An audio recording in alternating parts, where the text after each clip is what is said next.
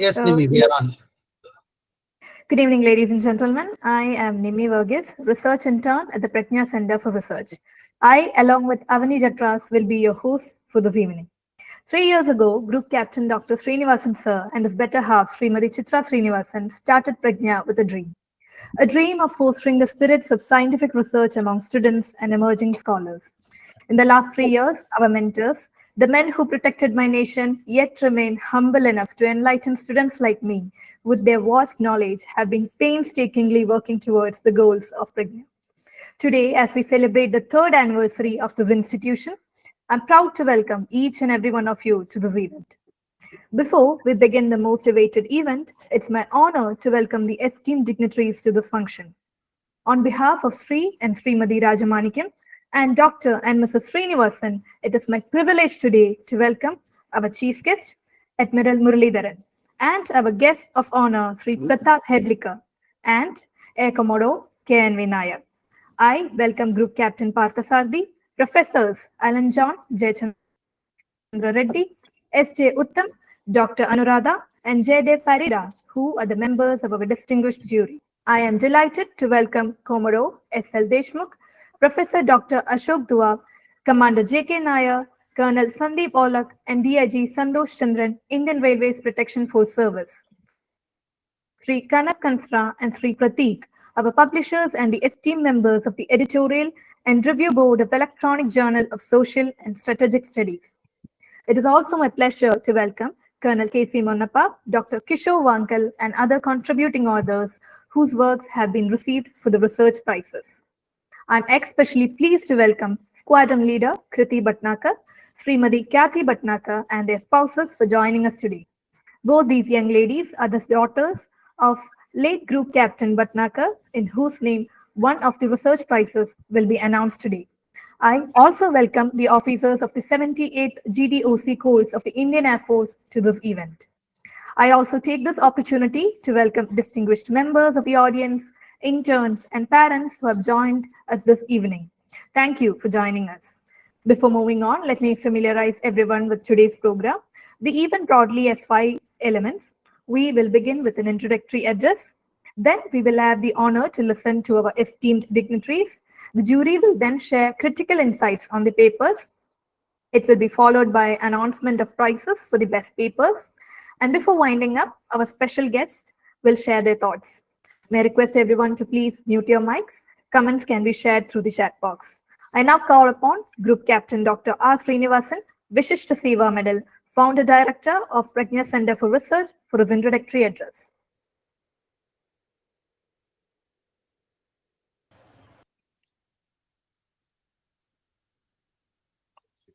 Thank you, Nimi. My namaskaram to my parents, who are the source of great inspiration for Praghna. Admiral Muralidharan Sir, Sri Pratap Heblikar, Commodore KNV Nair, General Ranjit Singh, Professor Allan John, Professor Jayachandra Reddy, Professor Utham, Professor Anuradha, Professor Jayadev Parida, Commodore Deshmukh, Professor Dr. Ashok Dua, Group Captain Parthasarathi, DIG Santosh Chandran, Colonel Sandeep Aulak, Commander J.K. Nair, Colonel Monnappa, Dr. Kishore Vaangal, Mr. Kanak Kansra, and Mr. Pratik, who are our publishers, esteemed members of the editorial board of our journal, EJSS, and distinguished members of the audience, interns, and parents who have joined today. I also must mention my dear course mates who have taken their time out to join today because of its significance. It happens that 7th of June is the commissioning date of 78th course in the Indian Air Force. Today we observe our 38th commissioning anniversary. And Group Captain Bhatnagar in any who is our course mate, and therefore it is only fit that our course mates also join in this program. My greetings are also due to Sri Narayanan, our chartered accountant, and Sri Vasudevan, our company secretary. I would briefly, cover the activities of Praghna, and then we will proceed with the rest of the program. Please allow me to share PPT. Just give me a few seconds, please.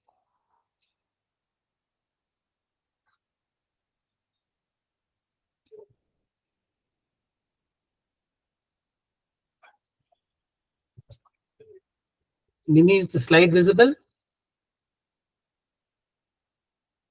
Sir. No, sir. Okay.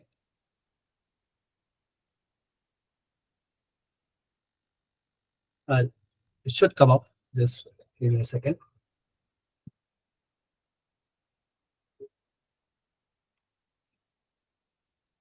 I'm sorry for the delay.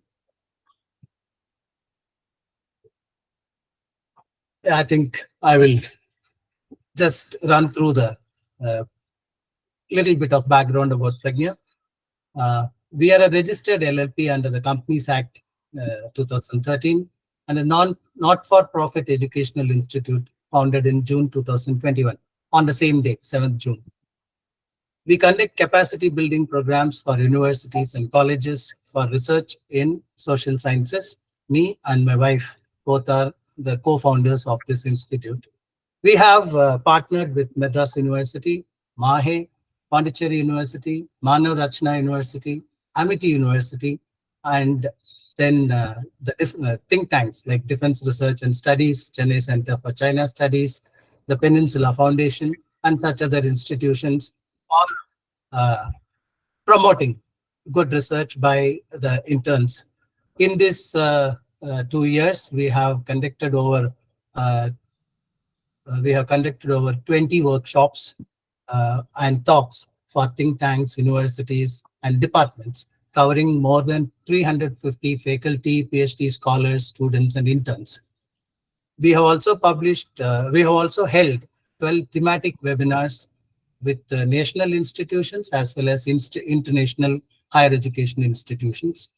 We also have a DRAS Praghna Research Writing Internship Program, through which 27 of our interns have already published their papers.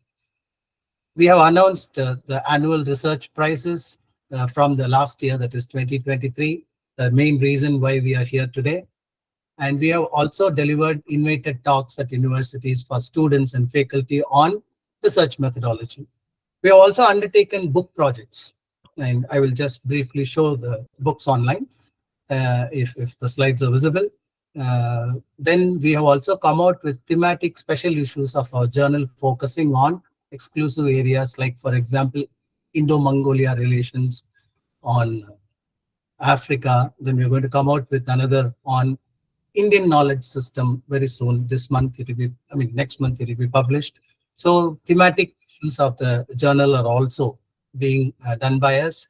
Our flagship activity is our journal, which of course has its ISSN, but we are also indexed by Google Scholar and JGate. We are a member journal of Crossref, which I'm sure all of us know what it is.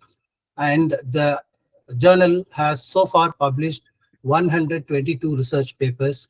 They have been downloaded over 10,000 times across the world, and our publications are cited over 78 times, 122 publications and 78 citations in about roughly 3 years. That is what we have been doing so far as the journal is concerned. And we have an open access policy. All our publications can be read and downloaded online. We strictly follow editorial review and blind peer review. Therefore, we are able to keep the standards of our publication. I mentioned about the books that we have published. We have, in fact, 7 books published in the last, shall we say, about a year and a half. The first one was the anthology of student research, containing the research articles published by our interns. And then we have a book on research writing, which is specifically crafted for social sciences and international relations scholars. Then we have a book on Peking at Peking, looking at China, India, and the world, containing more than 20 research papers. Then we have a book on Indo-Mongolia relations beyond Greater Central Asia, which I had the privilege of editing with a distinguished professor from Georgia, Tbilisi. And we have another book containing Indo-Asian geopolitics perspectives from India about our neighborhood and the Asian affairs, geopolitical affairs. We have a book on borders in which we stepped outside the standard way of looking at borders as dividing, political lines between two countries. We also went into the social and cultural dimension because we know that borders permeate physical lines of control and IPs. Then our latest book is Africa at Crossroads. We are indebted to Mr. Kanav and How Academics because they walked through this process of publications and ensured that a very high standard of work was brought out through these books. We are very grateful to them. Today's program, we are exclusively indebted to Professor Reddy, Professor Allan John, Professor Utham, Group Captain Parthasarathi, Professor Anuradha, and Professor Jayadev Parida because they are our distinguished jury. They took their time to clinically, I will say, I would like to use the word clinical, examine all the submissions that were given for the prizes, and with their scholarly approach, their evaluations helped us to decide the best papers and books in each category. About the two prizes that we have announced, I must take a bit of time, not too much, but a bit of time to explain because these two prizes, which are that is SHYAM Gupta Prize, which is a book prize in Defense and Strategic Studies, then Group Captain ARUN BHATNAGAR Prize, which is in Defense and Security Studies, a research paper prize. Both of these prizes have been instituted this year. I therefore am duty bound to briefly talk about the rationale why these prizes have come about. Late SRI.RADHE Shyam Gupta was born on 24th October 1918 in Kannauj district, Uttar Pradesh. He did his basic education at a time when India's freedom struggle transformed into a mass movement called civil disobedience movement, which we all know. And that movement and the thirst for freedom enthused him to leave his studies and join the movement. But he did not join just that movement. He also became a firebrand leader. He was a group leader in the Prantiya Raksha Dal, now known as Prantiya Rakshak Dal, that is PRD, for Indian independence movement. He was engaged in guerrilla warfare against the British forces as the group leader. As the civil disobedience movement resulted in Gandhi-Irvin Pact, he continued his struggle unabated as a group leader in the PRD. He was never involved in politics directly, but his contribution towards this freedom struggle in his endeavors is quite noteworthy, and it also continued after 1947 when we got independence. Post-independence, he did not again offer to enroll himself as a freedom fighter to avail those facilities that the government of India was giving to all the freedom fighters. Instead, he took up local development and social causes in and around the district of Kannauj. From 1950 to 1986, he was involved in the upliftment of the downtrodden people and offered his own land for opening a school for primary education in 1970. He spent all his resources on the development of Kachi Sadak, in and around his native villages. He also helped the people against various forms of atrocities or oppressions to stand up for justice. I will put it that way in about 7 districts around the district of Kannauj. He had immense interest in nation building and the development of the society. He was also deeply motivated for the spread of knowledge through quality education. Therefore, he educated his own son to become a lawyer, and his grandson, Professor Mohit Gupta, who has instituted this prize in memory of his grandfather, is also a lawyer and a teacher of legal studies at Dehradun. And late SRI.RADHE Shyam Gupta left for his heavenly abode on the 30th of October 2008. Now coming to Group Captain Arun Bhatnagar's prize, as I mentioned, he is a course mate. Arun Bhatnagar served as the Assistant Provost Marshal in the central parts of this country. His jurisdiction was part of UP and the entire of Madhya Pradesh, where he had led innumerous investigations which are concerned with the security of our Air Force installations and various other matters related to security. Later, he became a Deputy Provost Marshal, and in that role, Arun Bhatnagar contributed immensely because of his total involvement in formulating the basics of what we call as installation security in the form of a guide. His guidebook became the basis for many policy directives which were issued by Air Headquarters concerning installation security and various other matters pertaining to security. Apart from this, he was passionately involved in raising, we are all aware that military working dogs play a crucial role in counter-terrorism, insurgency, and various other roles. We see them in the airports, we see them everywhere else, and they are also in operational areas. And Group Captain Bhatnagar was personally involved in making sure that the Air Force Dog Training School became the best in the country. And I'm not saying it for the sake of saying, because in 2003, those of us who know these aspects will know that the Indo-Tibetan Border Police, ITBP, dog school was considered to be the best in the country. And I'm happy to say that the ITBP team visited our Air Force dog school and they unanimously agreed that the Air Force dog training school, the training pattern, the induction of dogs, the maintenance, and the deployment, everything was far superior to their own. So I am, apart from this, Group Captain Bhatnagar also was sent to United Kingdom for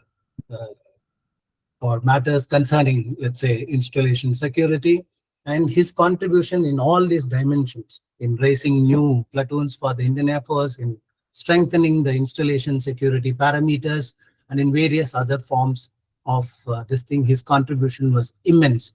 And we sadly lost him while he was traveling on duty in a car crash. And 78th Course remembers him fondly because he's a thorough gentleman, and not just an officer, but he's a thorough gentleman and a person with so much of passion for his commitment to strengthening the security network or aspects of the Indian Air Force. So I'm personally very happy to have had the privilege of working with him and instituting this prize in his memory. Thank you for your support and encouragement in our humble endeavors. And now I will request Nimi to continue with the program. Thank you very much. Thank you very much, sir. Now introduce and invite Sri Rajamanickam and Mrs. Kalavathi Rajamanickam to share the special note. Sri V Rajamanickam, 91 years old, is a former teacher and received Best Teachers Award from the Government of Tamil Nadu twice. Srimati Kalavathi Rajamanickam, 82 years old, is the inspiration behind Praghna, for she believes in progress through the pursuit of knowledge. They are the parents of Dr. Srinivasan.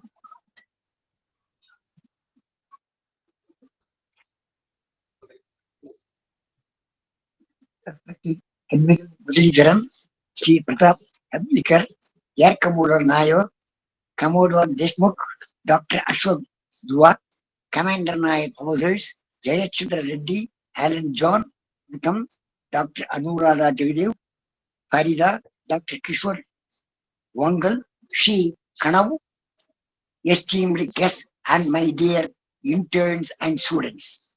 As a teacher, I am delighted to see the enthusiasm to undertake research on bold new topics by young scholars. Seeing their efforts, it is evident that the future of this great country is in safe hands. We are aware that progress by human race is possible only through progression of knowledge. Such knowledge also needs teachers, mentors, and support from all like-minded persons.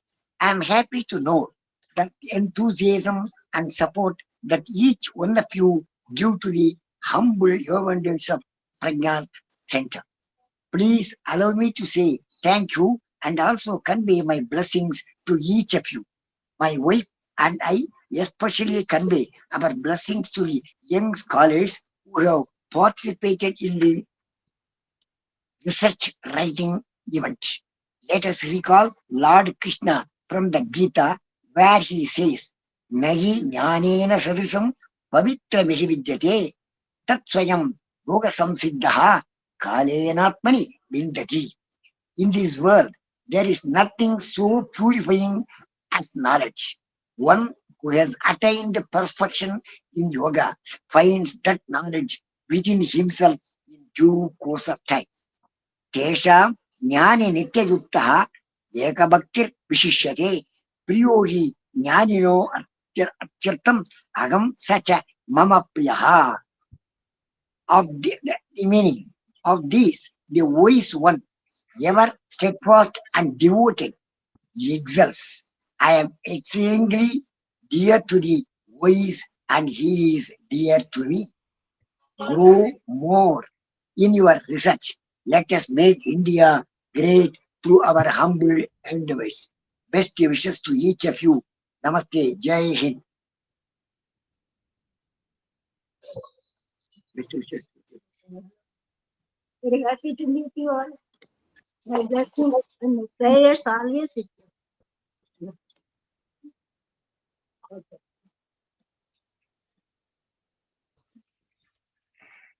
Thank you, Rajamanickam sir and Kalavathi madam, for your kind blessings.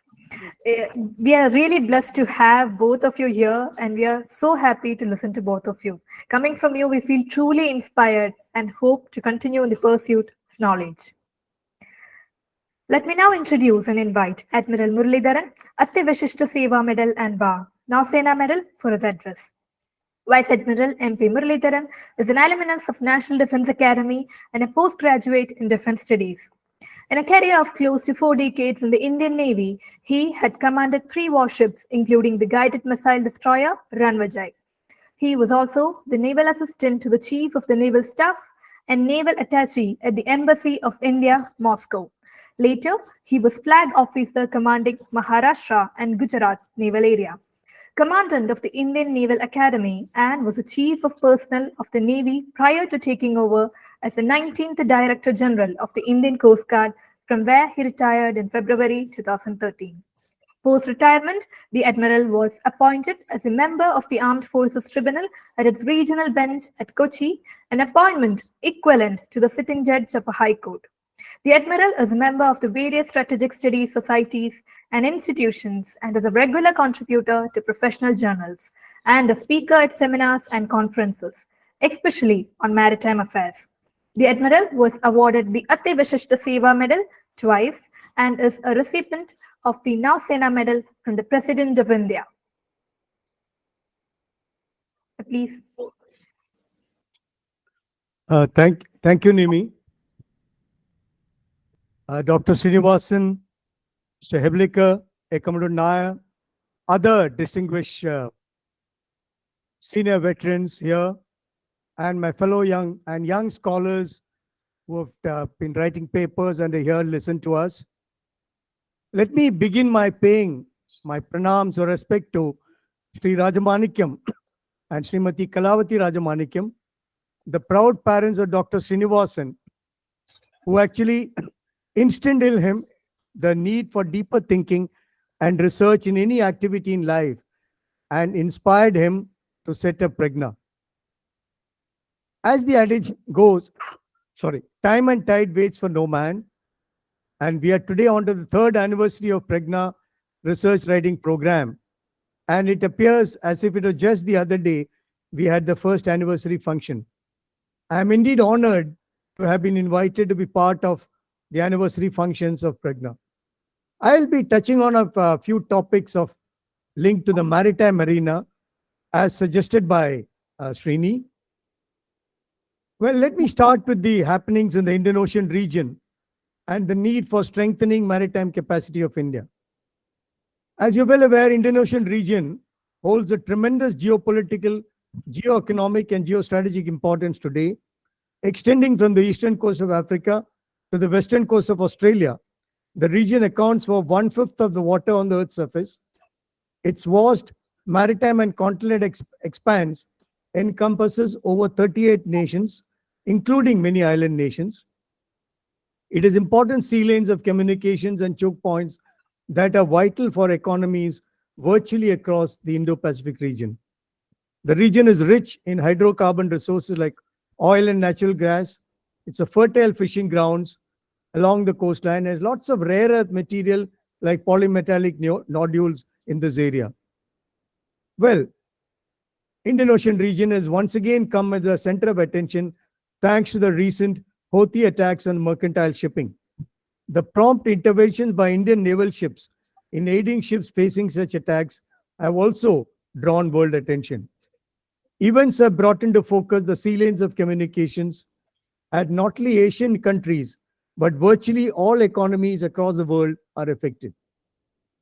As far as India is concerned, strategically located on the Indian Ocean, we were a very flourishing economic and cultural center from the dawn of civilization. As Sardar K.M. Panikkar, a historian, diplomat, and strategic thinker of the 20th century brought out, India's security, prosperity, and even freedom is linked to the Indian Ocean, and India needs to develop as a maritime power.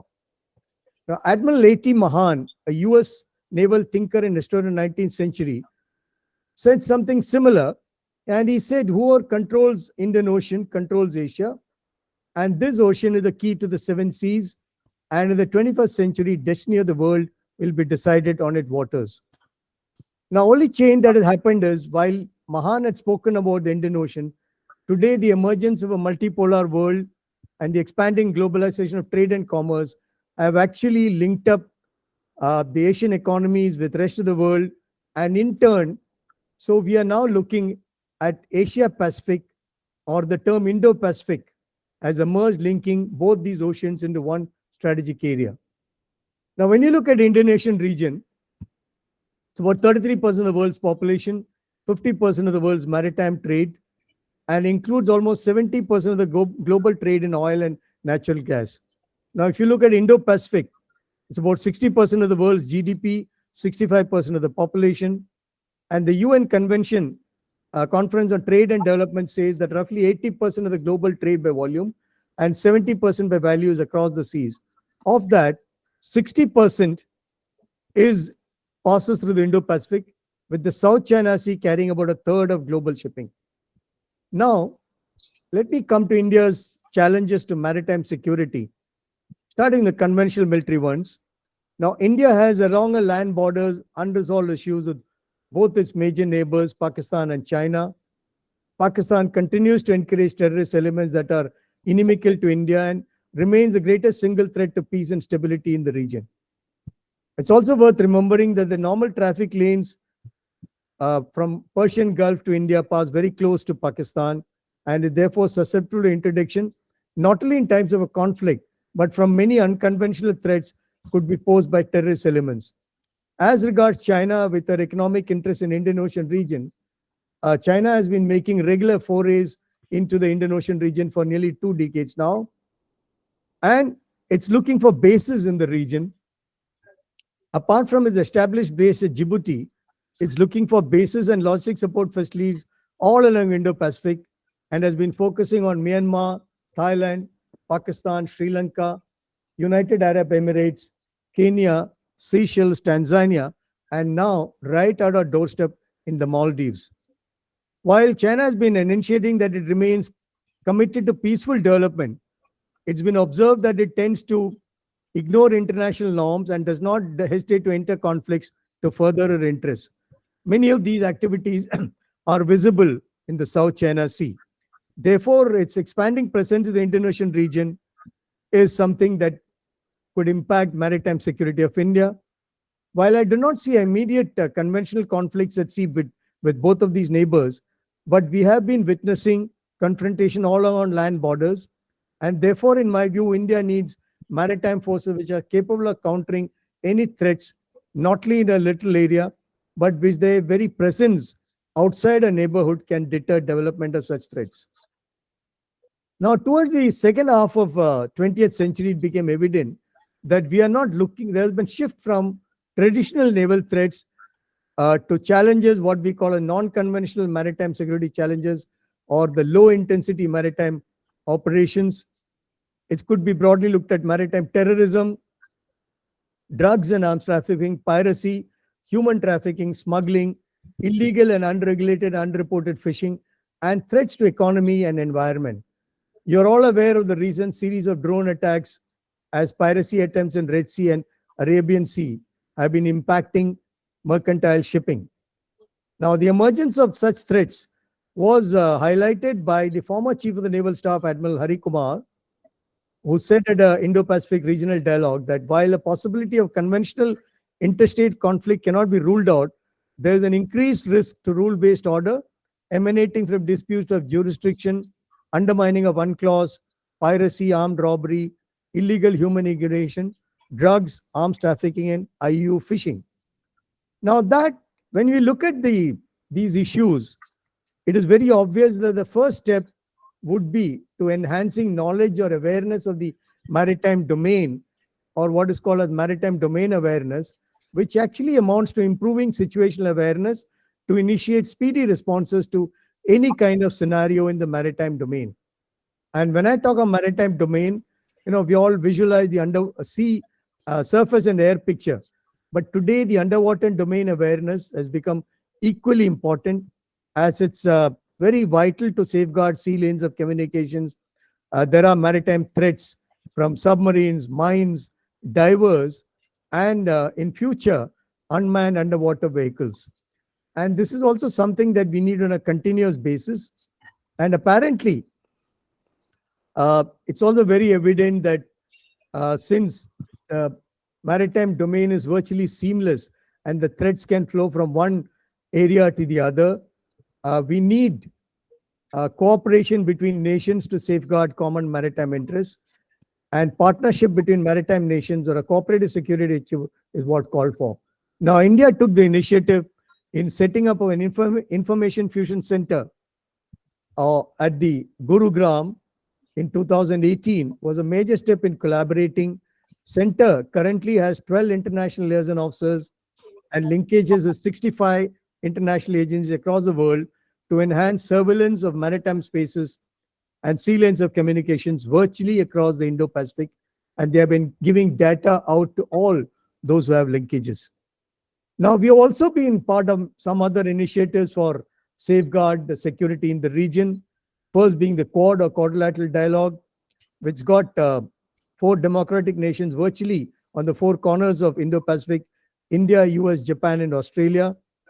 And then we have had maritime exercises with neighbors, starting with the Malabar series, which actually came before Quad. And recently we had in the news was the Milan multilateral naval exercise, which was first held in '95 with just 4 other navies. And today it's become a biennial congregation of friendly nations. And the last edition, that in February 24, saw participation of nearly 50 countries. Now, India has been encouraging and leveraging international cooperation by participating in both bilateral, multilateral exercises, symposium, and dialogue. And the Indian Navy and Coast Guard have been regularly exercising maritime forces to enhance interoperability and confidence building. Another initiative taken by India was in the East Asia Summit at Bangkok, where India brought an Indo-Pacific Oceans initiative to manage, conserve, sustain, and maritime domain. Essentially, it's a non-treaty-based partnership with like-minded countries across the Indo-Pacific, covering a wide spectrum of issues through its 7 pillars of maritime security, maritime ecology, maritime resources, capacity building, resource sharing, disaster risk reduction management, science, technology, and trade and connectivity, and maritime transport. Now, let me come to the aspect of piracy, which has been in the news. Well, actually, it existed ever since mariners and commodities transited the oceans. ancient Roman, Greek, and Chinese mariners all reported piracy attacks. Actually, right here in India, Kautilya in his Arthashastra, while writing on maritime dimension of security, mentions that pirate ships and enemy boats violating territorial limits should be destroyed. Now, with the growth of trade all over the world, piracy expanded, and 14th and 15th centuries, many nations created navies exclusively to protect shipping and trade from piracy. And piracy saw its peak in the 18th century from about 1716 for about 10 years. But mostly the pirates were captured, eliminated. And just when we thought that the pirates were for novels and pirates in Hollywood movies, history came back. And in the 1980s, we saw merchant ships being reporting piracy, first off West Africa, thereafter Southeast Asia. And then the number of incidents actually tripled between 91 and 2001. And between 2006 and 11, it went up much more when the Somalia area came up. A lot of international, as many as 25 countries deployed naval forces. There was a US-led task force, European Union task force, and NATO-led operations. And there are countries like China, India, Japan, Russia, Saudi Arabia, and Malaysia, which independently deployed their forces. All this struggle brought in lowered the piracy. But just when we thought it was over with the turbulence that's been going on in West Asia and other areas, we found the piracy and it came back, and there was a 20% jump in 2023 with about 194 incidents recorded as compared to the previous jump from previous year. And the Information Fusion Center has been recording and has reported increases periodically in this. Now, India has deployed naval ships and armed helicopters to patrol the areas. And our recent maritime security operations under what is called as Operation Sankalp in the Gulf of Aden. Now it's completed more than 100 days. And during this operation, we responded to more than 18 incidents. And India has actually become a first responder and a preferred security partner to many. Again, as the former naval chief said, and he's talking of India, he said, we are the largest resident naval power in the region, and Indian Navy has the responsibility to ensure that Indian Ocean region remains safe, secure, and stable. We will ensure that it's free, open, and inclusive, and rules-based order is maintained. Let me now come to the aspect of strengthening maritime security. From what I spoke about, it will be very important that India needs to improve its maritime capacity. Now, again, at the dawn of independence, Sardar Panikkar, whom I spoke about earlier, assessed it feasible for India to emerge as a major naval power. He argued for development of a balanced regional navy capable of looking after its own area, also joining friendly forces and operating at the global level. Now, first Prime Minister Jawaharlal Nehru endorsed similar views and wanted a balance between different types of military power and India's security. In fact, in his letter to his then Defense Minister, Kardju, in September 1955, he wrote, and I quote, "The sea has no frontiers like the land which has it. India, therefore, has to play an important role in the ocean surrounding her." Nehru further opined that the defense of India and development of trade requires certain capacity of sea defense.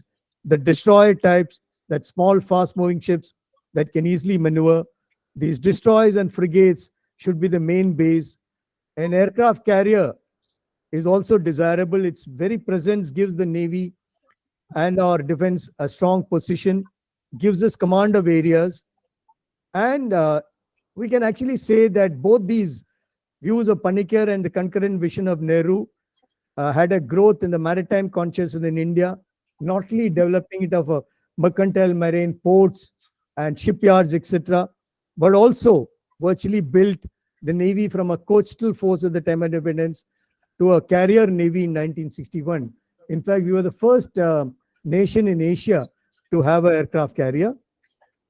While we lacked initially the economic and industrial scientific capabilities to be completely indigenous, our planners took necessary steps for indigenous construction of major warships from the 60s. And to use the current term of Atmanirbharata, we have come a long way. Today, we are into manufacturing a very balanced navy, which first of the aircraft carriers have been constructed right here in the Cochin shipyards, undergoing trials now. We are also building nuclear submarines in addition to conventional submarines. And now this is one area, for example, steel was something that was denied to us for some time.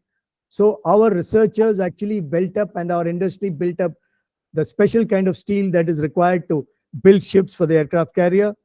And we need more and more of our young research scholars to research on not only on the theory, but also we need scholars who will research on our weapon systems, our radars, sonars, or things like that. While we have the defense R&D department, but we need more young minds joining it. And so that we have our maritime forces today are operating deep in the furthest corners of the world. We have ships which is operated off the South America. We have them regularly operating all across the Indo-Pacific region. So let me sum up and say that the Indian Ocean is central to our maritime interests and concerns, and our very location gives us a very vantage point in the region. And as one of the most prominent resident naval powers, our role is critical to maintaining peace and security in the entire Indian Ocean region. While strategic stability in the region matters for all nations, we have a vital stake in evolution of a stable maritime order in the region. Now, India has been conscious of its regional obligations and has progressively shown a willingness to become a preferred security partner for regional nations.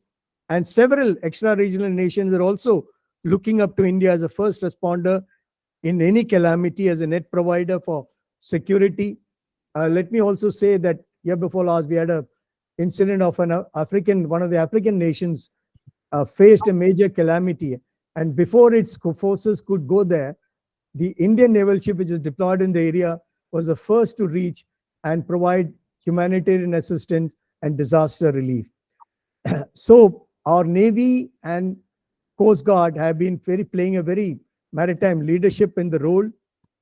And let me conclude by reiterating the words what Prime Minister Narendra Modi said at the Maritime India Summit, when he said, India is very serious about growing in the maritime sector and emerging as a blue economy of the world.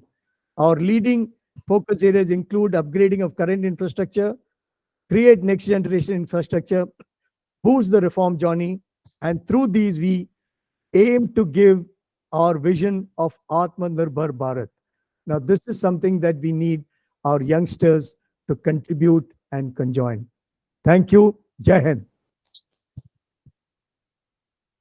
Thank you, sir, for blessing us with your presence and enlightening us with your address, especially for pointing out the importance of maritime security and the need for securing it. Just like you mentioned, A.T. Mahan had said that those who control the Indian Ocean controls the world. And China definitely is trying to get that control. Thus, it is the knowledge and expertise of great men like you that we need to save the Indian Ocean, not only in terms of security, humanitarian assistance, and disaster relief, but also in terms of ecology.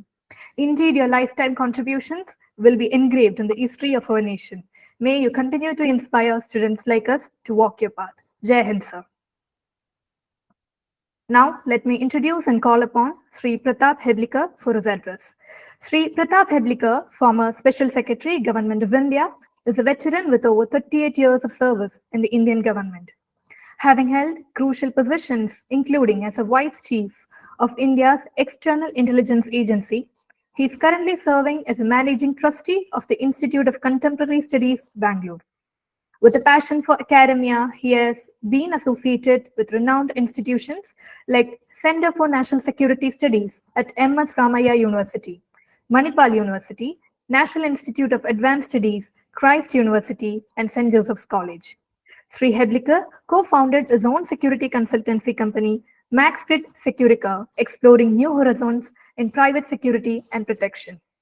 His expertise has been solicited overseas with his appointment as director on the board of the Asian Dialogue Society in Singapore. He also serves as emeritus visiting faculty at Rashtriya Raksha University. Sri Heblikar's expertise in insurgency and counter-insurgency operations and the China question. He is a writer, speaker, and scholar and travels widely in the course of his work.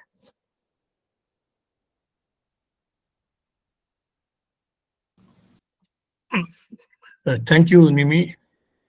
Good evening, ladies and gentlemen. Dr. Srinivasan, I'm indebted to you for this invitation to speak on the third founding day of your organization. It's not only being merely present to speak, but also to partake of the wonderful work you have done in the last couple of years. And that too, I would like to begin by acknowledging what your parents have just told us a few minutes ago on the various issues that we need to look at, and how, as a teacher, as a thought leader, he has brought certain of his thoughts to the table.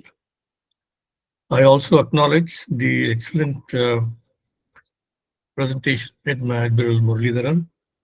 I have listened to him on many occasions, and I have always found his presentations to be very informative and very educative from my point of view. I would also like to thank everybody else who's been here, who have made time to come and participate in this eventful evening.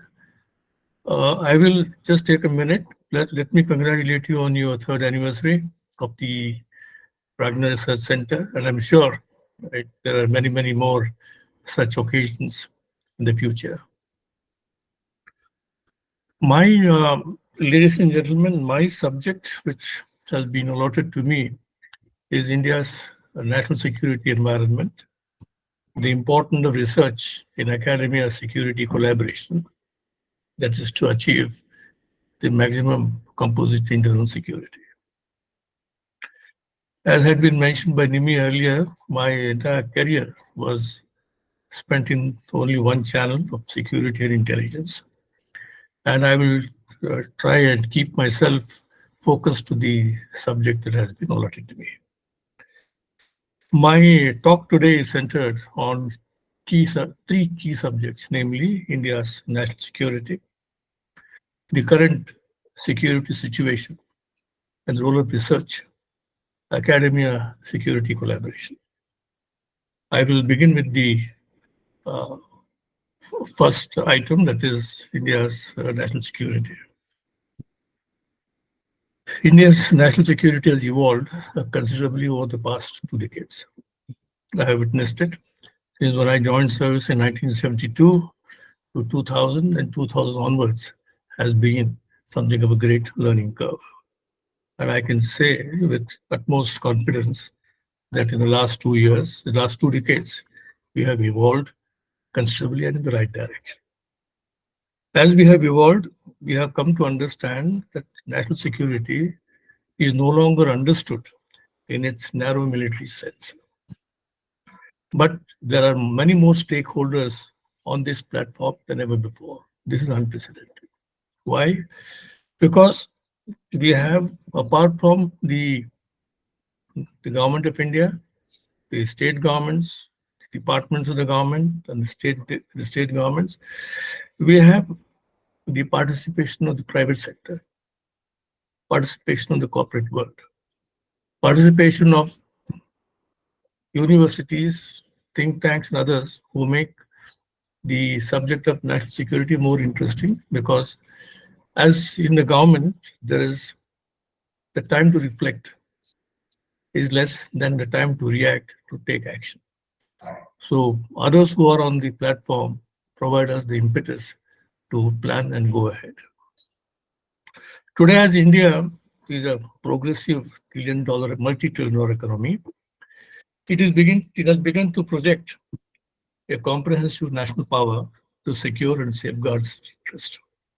I think we have seen more examples of this, like what the Admiral said, the India's help in HADR operations, India collaborating with its regional partners in naval and military exercises. All this is an expression of a new India that seems ready to take its place on the high table with other nations. For example, India's participation in the IMEC, Act East, Sagar, Neighborhood First, Africa, and Latin American initiatives are some examples of India's comprehensive national power being on display. India has also investments in critical infrastructure overseas and in offshore islands as well. For example, till about recently, we had both the Ambanis and the Adanis were very active in Myanmar, especially in trying to set up the port at Sidway and other ports. And we have the Adanis who are in Sri Lanka in a big way. So I think there is a lot more that the government is obtaining from the private sector and others. And for example, offshore islands, I think India is making it bid to like Greece and other countries where India wants to showcase its own maritime and other important areas. As I looked at it, national security has two personas. One is traditional and one is non-traditional. And when I talk about traditional, I'm talking about things that we have already seen, that you have the government of India who deals with defense, external affairs, finance, and things that safeguard the integrity of this nation and help develop it. But we also have non-traditional security interests. And as I've always said, I've been an advocate of non-traditional security interests because these mean a lot to us. For example, we have looked at what is environment security, what is climate security, what is water security, what is supply chain security. We have looked at transport security. And I think most of these things are now becoming part and parcel of the traditional areas of security, because if one is affected, it has a cascading effect on the other. For example, till about 2019, 2020, till the onset of coronavirus, we just were operating in silos. Our systems of governance had not been created in such a way that they could develop or provide multi-sectoral or multidisciplinary solutions to ongoing problems. All of us could look at what happened to all those lakhs of laborers from other states who were stranded on the roads as soon as the economy began to take shape in a different way.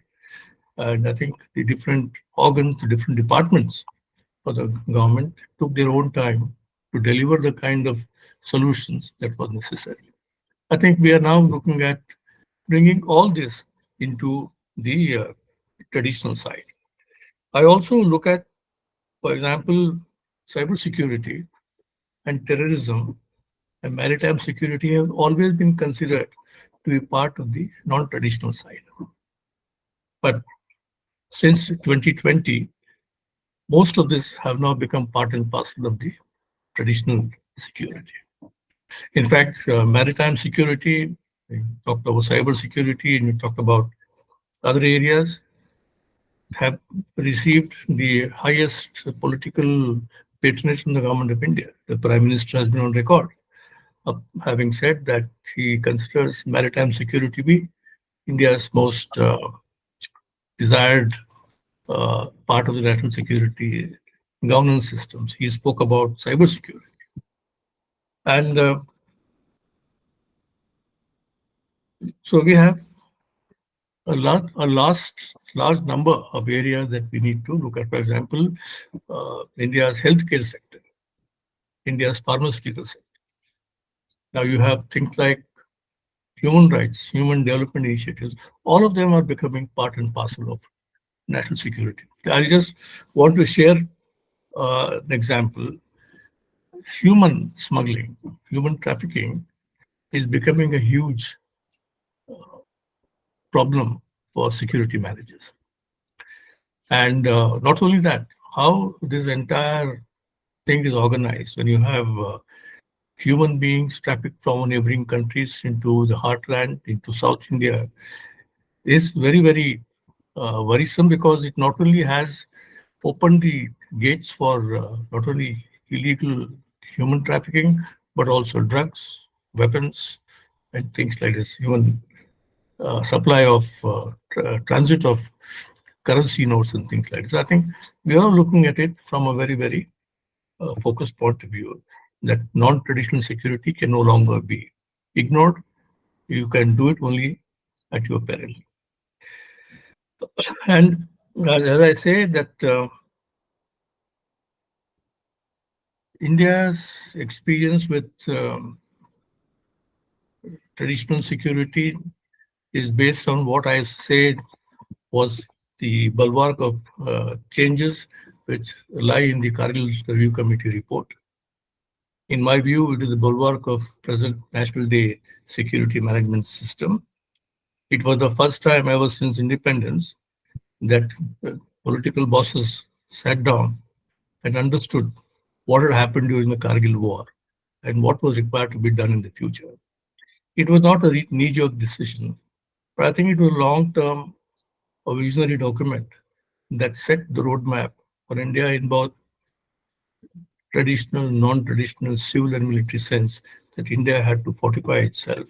India no longer had the luxury of trying to ignore important elements of national security. Because prior to that, India had 4 reports that had dealt with. One dealt with the war with China in 1962, 2 were Pakistan-centric, and 1 was terrorism-related. All 4 of them were documents which looked at particular aspects of traditional or security threats India had faced or India had experienced. But the Kargil Review Committee document is today set the pace. I think we are seeing the results of what the Commission had recommended. There were 2 other documents that had been prepared in the period 2008 to 2012. The Congress government under Dr. Manmohan Singh had prepared a comprehensive report on national security and intelligence management. Otherwise, it is called the Jayachandra report, which examined the entire gamut of national security and intelligence management and how we needed to improve it, what was to be done in the future. For example, I think at that point of time, we were looked at issues something like gray zone warfare or information warfare or wasn't requirements of the country. I think it was a great document, and it dealt with most of the issues that the government was preparing to look at. For example, in 2013, India promulgated its first national cybersecurity policy. It was in May 2013, and the policy had a 10-year life, which set down in basic terms what was India's requirement, how India intended to move on this path, and what kind of challenges that India would face if it did not have a policy in place. The national cybersecurity policy was also followed by the national telecom policy. The telecom policy and the cybersecurity policy have a 10-year life. We were expected by 2023 for the second edition of the national cybersecurity policy. If it comes, when it does come, it will be an overarching document. It will be a very fine document. I have had multiple discussions with stakeholders who are associated with some of the policy matters. And I think it deals very well as we compare it with documents that Singapore has created, Australia has created, and the US. I think it is a document that we all look forward to with great interest. We have the Balachandran Pradhan report, which looked into the preparedness of the Maharashtra police or the Mumbai police during the 2008 attack on Mumbai. I think it was the first seaborne attack on India. It exposed India's sea-blindedness. It also exposed many fault lines in our systems of intelligence governance, dissemination, and sharing. I think there have been improvements, but we don't know to the extent that we have fortified ourselves to the future. Again, brings me back to what Admiral Muralidharan said. He spoke about maritime domain awareness, and we also look at certain areas of underwater domain awareness. I think unless we are clear about this ourselves, we will not be able to educate the state governments which are in charge of their own coastal security. Last but not the least, I think we have General Shekharkar's report, which looks at the military reorganization which is underway in India, and we hope that in the next couple of years, there will be multiple changes in the kind of reorganization that is taking place. I think time has come for India to have a public document on national security. Quite recently, the Chief of Defence Staff has said there was no need because we have all the ingredients present and we could take on each one of them as a reference point. But I think in the larger interests of the academic community or the policymakers, we need to have a document at least to tell us what are India's national security interests and objectives. What is it that are our tangible and intangible interests? For example, if you look at China, China has made it very clear from the beginning. There will be no discussion on the future of Tibet. There will be no discussions on the future of Taiwan. There will be no discussions on trade, and there will be no discussions on its maritime and land borders. I think most of this policy has been set in stone, so to say. The Chinese have not permitted any negotiations. I think we need to have a document, at least for discussion as to what is it, what are the parameters upon which our national security is built. We have a lot of access to the Ministry of Defense, Ministry of External Affairs, Ministry of Home reports, annual reports, or statements in Parliament. But these are all, each one of them gives us a point of view of that ministry. So we want a document which is wholesome, which is all-compassing. It takes into effect all the stakeholders. What is it that they want to contribute? And a whole of government approach. When I say government approach, I'm not saying that we need to depend only on the Ministry of Defense or the Ministry of External Affairs or the Ministry of Home. We have other ministries that have a lot to say, and other ministries that need to be brought onto the national security platform. Despite what happened in 2020, how is it that India's balance of payment is China's advantage in excess of $100 billion? And I think is there, and we also need to bring in the private sector into the mix so that we understand where we are heading. So that is something that I thought needs to be flagged. There's many things that we need to understand. We need to break down the silo system of our governance. We need to have salience across the spectrum because we cannot afford to waste money in trying to allow different silos, different verticals to function, because then they will have their own interests at hand. So I have always been an advocate that we need to look at these issues in a broad way. We should have a cogent and coherent understanding of India's national security. And especially not for people like me or my colleagues, seniors here, but for the younger generation who will be watching this. I think they need to have their moorings correct as to what is it that we are looking at. Now I'll come to the second item of my presentation. Dr. Srinivasan, do I have a few more minutes or I'm running out of time? Yes, sir. Please, sir. Please. Thank you. As all of us know, India has emerged from a grueling 7-week parliamentary election campaign in 2024. It was unprecedented in many ways and created more political fault lines and often went into areas hitherto which were out of bounds. It left unaddressed some of the issues that could turn into new areas of concern. So the 2024 campaign brings a lot of internal political baggage for us to have a look as we move ahead. A new government takes office tomorrow. It will be a coalition government. It will be a far departure from what was witnessed during the decade-long NDA governance.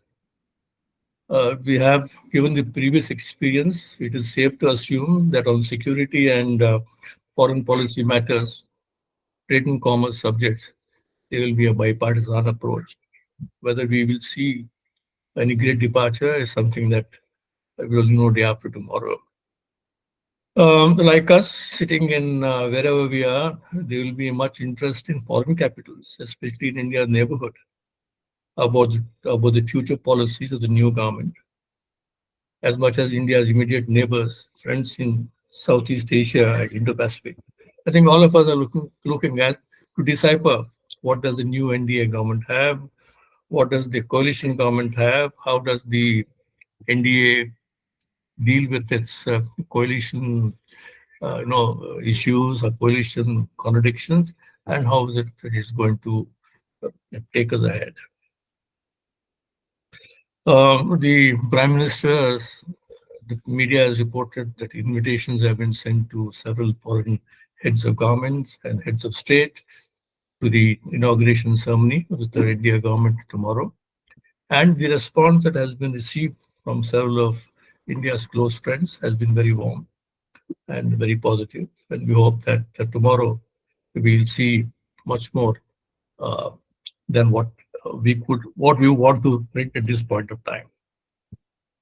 Well, notwithstanding the fallout of the parliamentary polls, the composition of the new cabinet and the Council of Ministers will be watched with interest.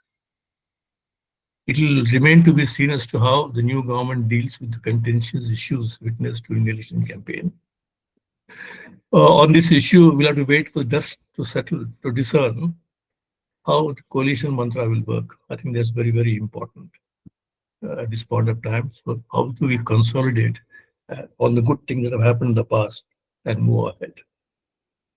And it will also determine the contours of, then you have the budget that is to come up in the next several weeks. It will become very important. It will determine the contours of policies and decisions of the government. So I think on the internal security situation remains stable. The security managers will have to take stock of the situation on our land borders, primarily in J&K, Punjab, Bengal, and the Northeast, particularly Manipur and Mizoram. I think the situation in the Northeast is not a cause for concern, but it's certainly a cause for security managers to understand what is the how things are going to take shape because of the changes that the general elections have brought. And I think the Northeastern political scene is much different today than it was what about 6 weeks ago. So I think as far as the security situation in India is concerned and in neighboring countries is concerned, it is something that we will need to wait and watch for the next 6 to 8 weeks to see how we move forward. But I think there is a lot of interest in how India moves ahead from June 8, 2024. Now, I think I will now come to my pet subject, the role of research, academic, and security collaboration. As was mentioned by Nimi, I had been responsible for setting up of the Center for National Security Studies in Bangalore. It is part of the MS Ramaiah University of Applied Science. The Ramaiah University of Applied Science and the Army Training Command, ARTRAC, had signed an MOU in June 2023 for collaboration in areas of defense studies, think tanks, and on areas where both the university and the think tank would collaborate with the ARTRAC on matters of policy and things like this. I think that has been one of our biggest advantages. The university has been very kind and has given us a huge seed capital to start working. And in this direction, I would also like to share that apart from whatever work we are doing, we have a Defense Incubation Center. And at the end of this presentation of mine, or subsequently, I will share the details of the Defense Incubation Center. If any of you would like to participate in its activities, you're more than welcome. Ramaya University has a techno center, which has a lot of work which is done for the Ministry of Defense. I think over 700 projects have been done. And we are now looking at participating in IDEX 10 onwards, so that we bring into play our own capacities and capabilities in Atmanirbhar Bharat or Make in India or Made in India products. So I think the Center for National Security Studies also has collaborations with the Pathfinder Foundation in Sri Lanka and also with the Taiwan Center for Security Studies. We also have a understanding with the United Service Institution in Delhi, as well as the National Institute of Advanced Studies. To begin with, we have 4 organizations that we are comfortably working with, and will continue to broaden our relationship with other like-minded institutions. As when I talk of the role of research, my last posting was in Colombo, and I came back with some very rich experience of working in that country.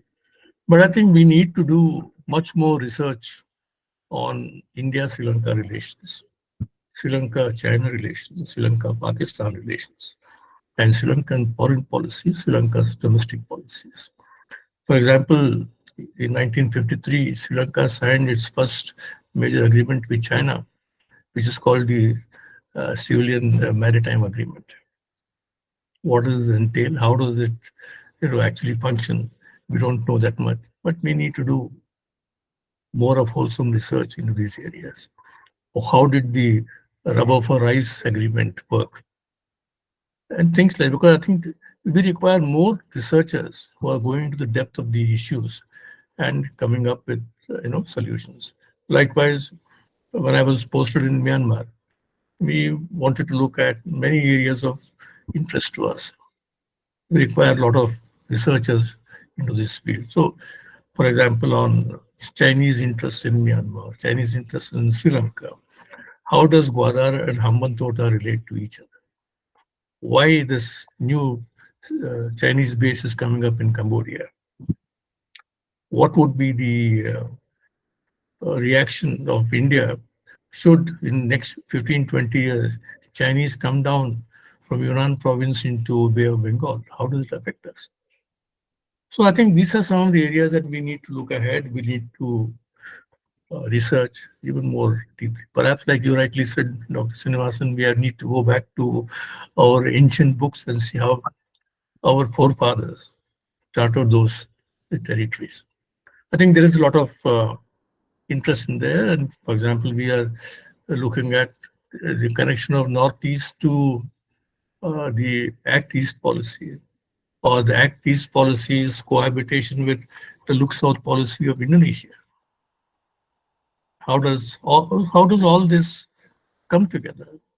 So I think centers like ours, we have a lot of responsibility in trying to bring together a new thought process to give our younger generation the idea. Unlike in my case, when I joined service, there was no internet. And we had some very tough bosses who used to make us read.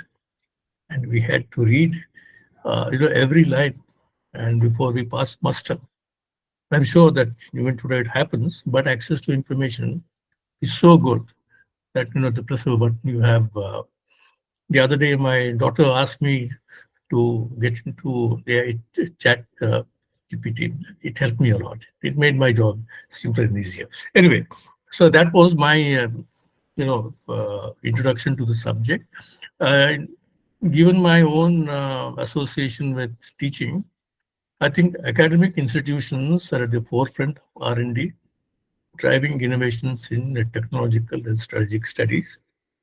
I have always advocated the fact that government and academic institutions have a great role in a collaborative sense. because academic institutions can be mandated to think of policies, of solutions to certain areas where the government requires outside help. For example, in Karnataka today, we are looking at going to the National Institute of Advanced Studies to see what would be the effect of development in rural areas, which have in the past been home to some of the uh, militant movements, for example, the left-wing extremism movements. So we are trying to look at how does all this happen? What does the government need to do? Because do we need to only to have a military-based, say, a government-based solution, or do we look at the other avenues for this? So I think academia provides critical policy analysis, offers recommendations that shape national strategies, and I think think tank and academic research centers produce in-depth studies on geopolitical trends, terrorism, cybersecurity, and defense techniques. I spend a lot of time trying to look at my WhatsApp groups to see what kind of information, what kind of developments take place. I'm on the LinkedIn, trying to understand what Dr. Srinivasan is doing and what my other friends are doing, so that I benefit, I profit by these. For example, Dr. Kishore Vaangal himself is an expert on maritime security, and I have been told by my colleague Shirod that he has written a book that requires to be, become a publication all of us read very soon. I think the other bias which I want to address is that IITs and IIMs have done fantastic work in bringing to the fore great amount of research work, and also central universities. But I think more and more private universities should be permitted into this high-tech R&D. For example, the Ramaya University today has ambitious plans to look at investing time in, for example, in environment. How environment is going to be of, such great importance when we move ahead. And the other area where I would also like, academia to look at in a great detail is encourage the establishment of School of Security Studies in private and public universities. Like I said, national security is no longer the only priority of the government. There are many other stakeholders in it. So I think we need to make the schools of security studies more broad-based, bring more organizations to offer studies that look at security and intelligence from a point of view of education. For example, we have in one of our activities, for example, the Chennai Center for China Studies. We look very closely at China. In the year 2020, we had 4 webinars on China itself, which called China, Deciphering China, and most of the items are on YouTube. We looked at China in the maritime domain. We looked at China in the media landscape. We looked at China's cybersecurity progress, and then we looked at the Communist Party of China. And I think we're trying to popularize the subject so that we understand what our northern neighbor is all about and what he means in our immediate neighborhood. And the more knowledge we have, I think we are better prepared to understand what he is up to. I think there is also a greater need to focus on non-traditional subjects like climate, water, environment, emerging technologies, trade, commerce, and business patterns. I encourage law students to take to these subjects because we require a great army of law students who become professionals in climate, water, environment. We don't need to go outside India to get legal advice on these issues. We need to develop our own systems. For example, how do you understand the trade practices followed by China? what are the commercial practices China follows in pursuance of its national objectives, and what are the business patterns that we need to discern. For example, if you study China's anti-dumping acts, what does it mean for us? How do we look at these things? And there's something which I wonder if I have the support of Admiral Muralidharan in this. I have always said that you make security studies as a part of the curriculum of the National Cadet Corps, Sainik schools, and Kendriya Vidyalaya Sangatnas. I think these three organizations, which come under the Ministry of Defense, have a student population in excess of 20 lakhs.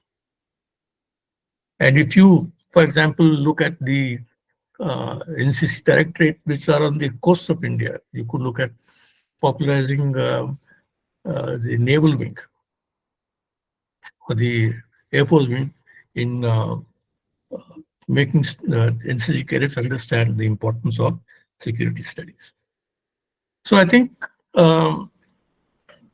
we also require to look at more of centers of excellence in defense, technology, cybersecurity, and industrial research.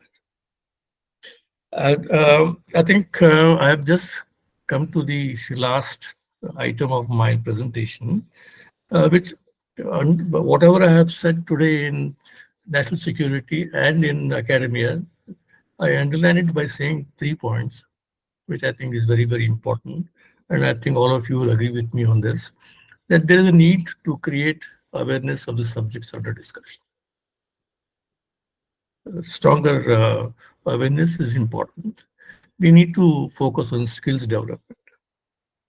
You need to be a cyber security expert. You be an expert on technology. You need to have more skills, better skills, and various skills. And last but not the least, capacity building. All these 3 things are necessary, and I've always been a fair advocate of this. And I'm sure that most of you who are on this show, on this event, will agree that to create awareness, focus on the skills development and capacity building is a very, very important part of national security, mechanism. Dr. Srinivasan, thank you very much for the opportunity. And ladies and gentlemen, I commend you for listening to me with patience. And I'll end here. Thank you and Jai Hind. Thank you, sir. Thank you very much. Thank you, sir. You have lived a life and served this nation that students like me can only dream of.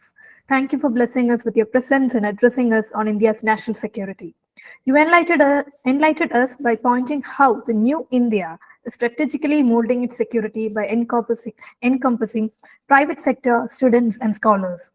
Indeed, national security now contains a lot of factors that traditional security didn't address, and many stakeholders need to work together to achieve best goals. I wish soon India would have a public document on India's national security. Jai Hind, sir. Now, let me introduce and welcome Air Commodore KNV Nair, Vishishta Seva Medal for his address. Air Commodore KNV Nair served with distinction for over 35 years in the Indian Air Force. In senior positions, he served as a Chief Administrative Officer of a frontline fighter base. In 2005, he joined Air Headquarters, New Delhi, as Provost Marshal of the Indian Air Force. As head of Air Force Police, Security and Vigilance, he advised the Chief of Air Staff on the security of Air Force bases throughout India. Air Commodore Nair also traveled to the United States Pacific Air Force as a subject matter expert on security. Post-retirement in 2007, he was the Associate Director HR at McLennan Integrated Services for its operations across India. His tasks included overseeing the company's training initiatives to ensure the competency and skills of their 40,000 plus employees.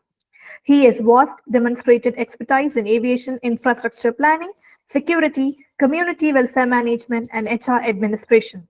Air Commodore KNV Nair is an alumni of Sainik School, Karakutam, the National Defence Academy, and the College of Defence Management. He also holds a Master's in Management Studies in Human Resources from Osmania University. Thank you, Nimi. I hope I'm audible. Yes, sir, you're audible.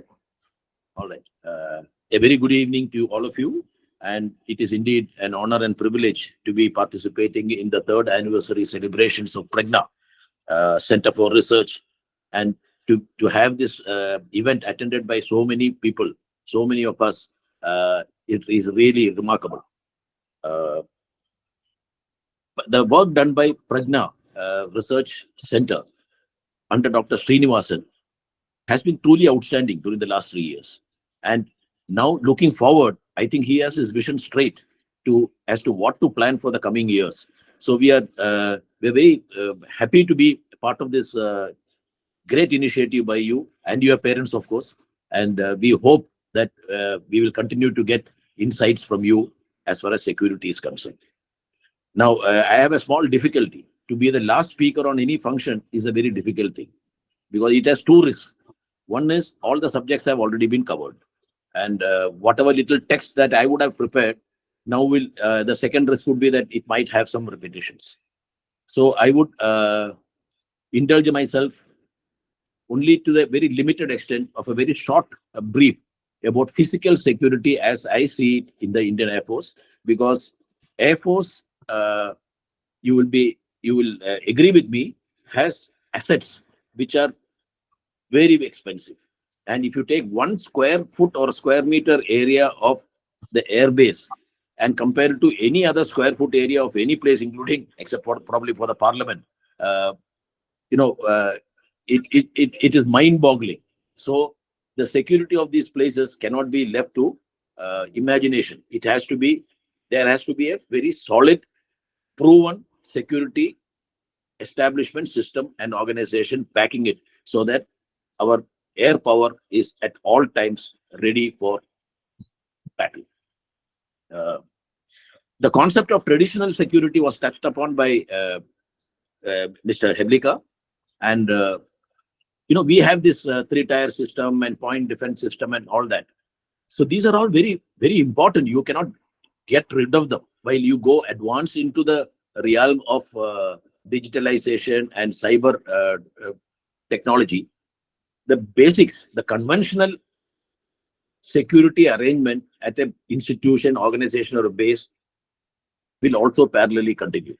So that is where we can no longer sit back and feel safe if you are not employing traditional systems also. So the geographical limits of launching attacks have been extended way beyond our imagination. You can imagine what happened in 9/11, and you can imagine what happened in our own country, the Taj Hotel in Mumbai.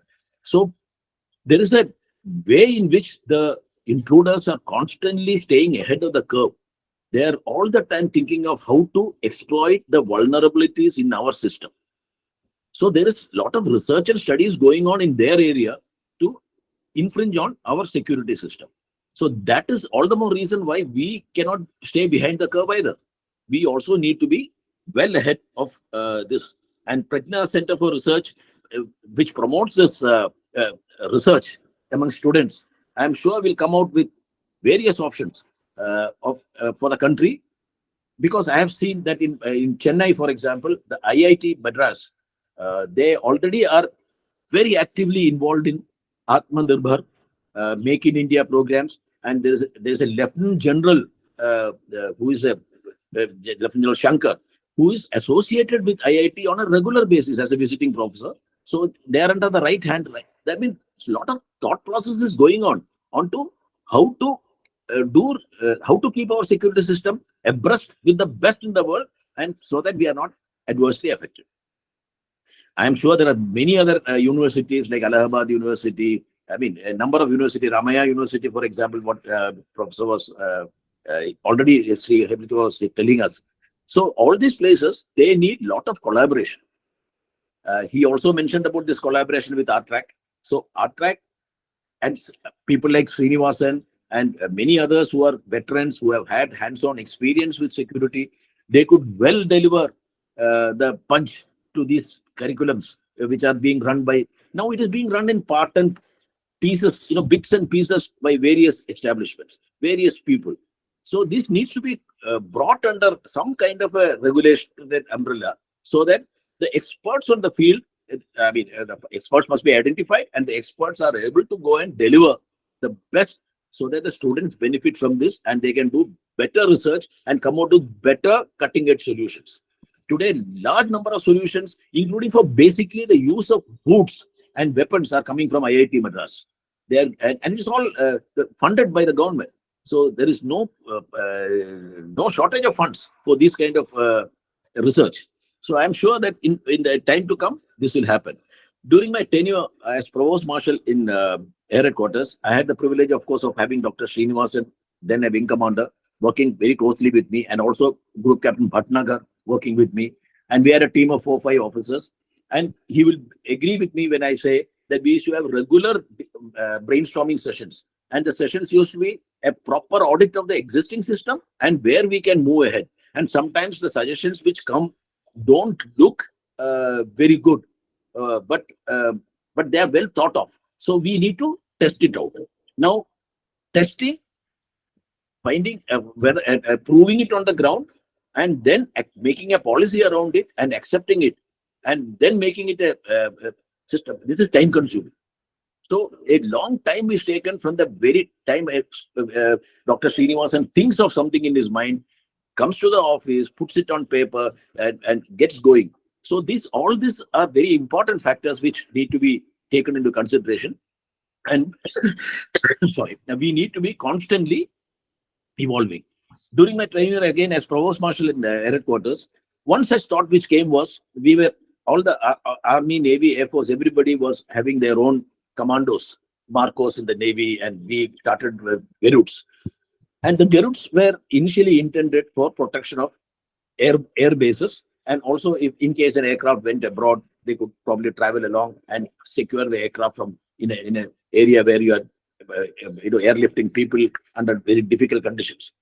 But we realized that the teeth of the Garuds should be tested in an operational area along with the Army in Kashmir. So this suggestion came from the deputies, and then it was processed. And I'm happy to tell you that they have acquitted themselves very well. They were engaged in that place. They have even won gallantry awards, and they have, brilliantly they have performed. And today, that small thought which came, which could have been just put away by saying that no, let the Army do its job, Air Force do its job. No, it has to be a coordinated, concerted effort, and we have to do what is best for everybody. We, in fact, even got letters from the commanding officers of those regiments. They could not believe that Air Force boys, because generally the Army training is very severe, very grueling. But we managed to do equally well in our training in the Air Force.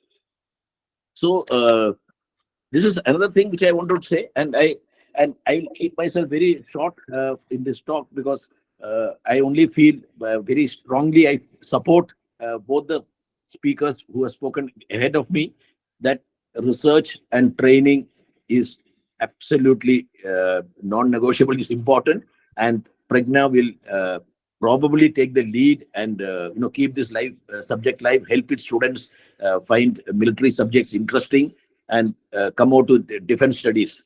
So this is what I have to say. Now, before I close, I just want to say a few words about Group Captain Bhatnagar, who happened to work with me, unfortunately, before he passed away. And I know Kriti and Khyati are also present here, and his daughters are present in this seminar. Group Captain Bhatnagar, there is a prize also now instituted by Srinivasan. See how apt it is, for somebody to recognize another colleague where you're already normally in a competition, to say that there should be a prize from my institution given in his name.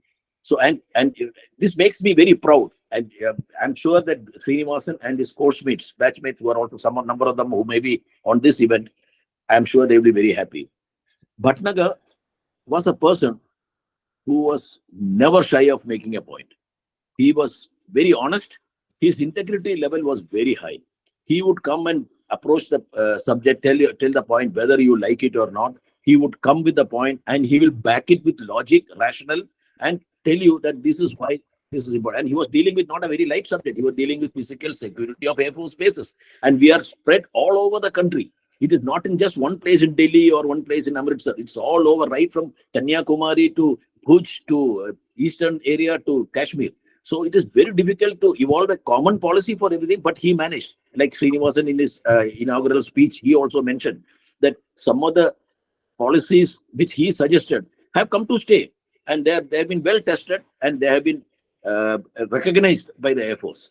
So on this occasion, I want to mention this, that Bhatnagar was a very true air warrior and a gentleman, and absolutely honest in his opinion and forthcoming in his views.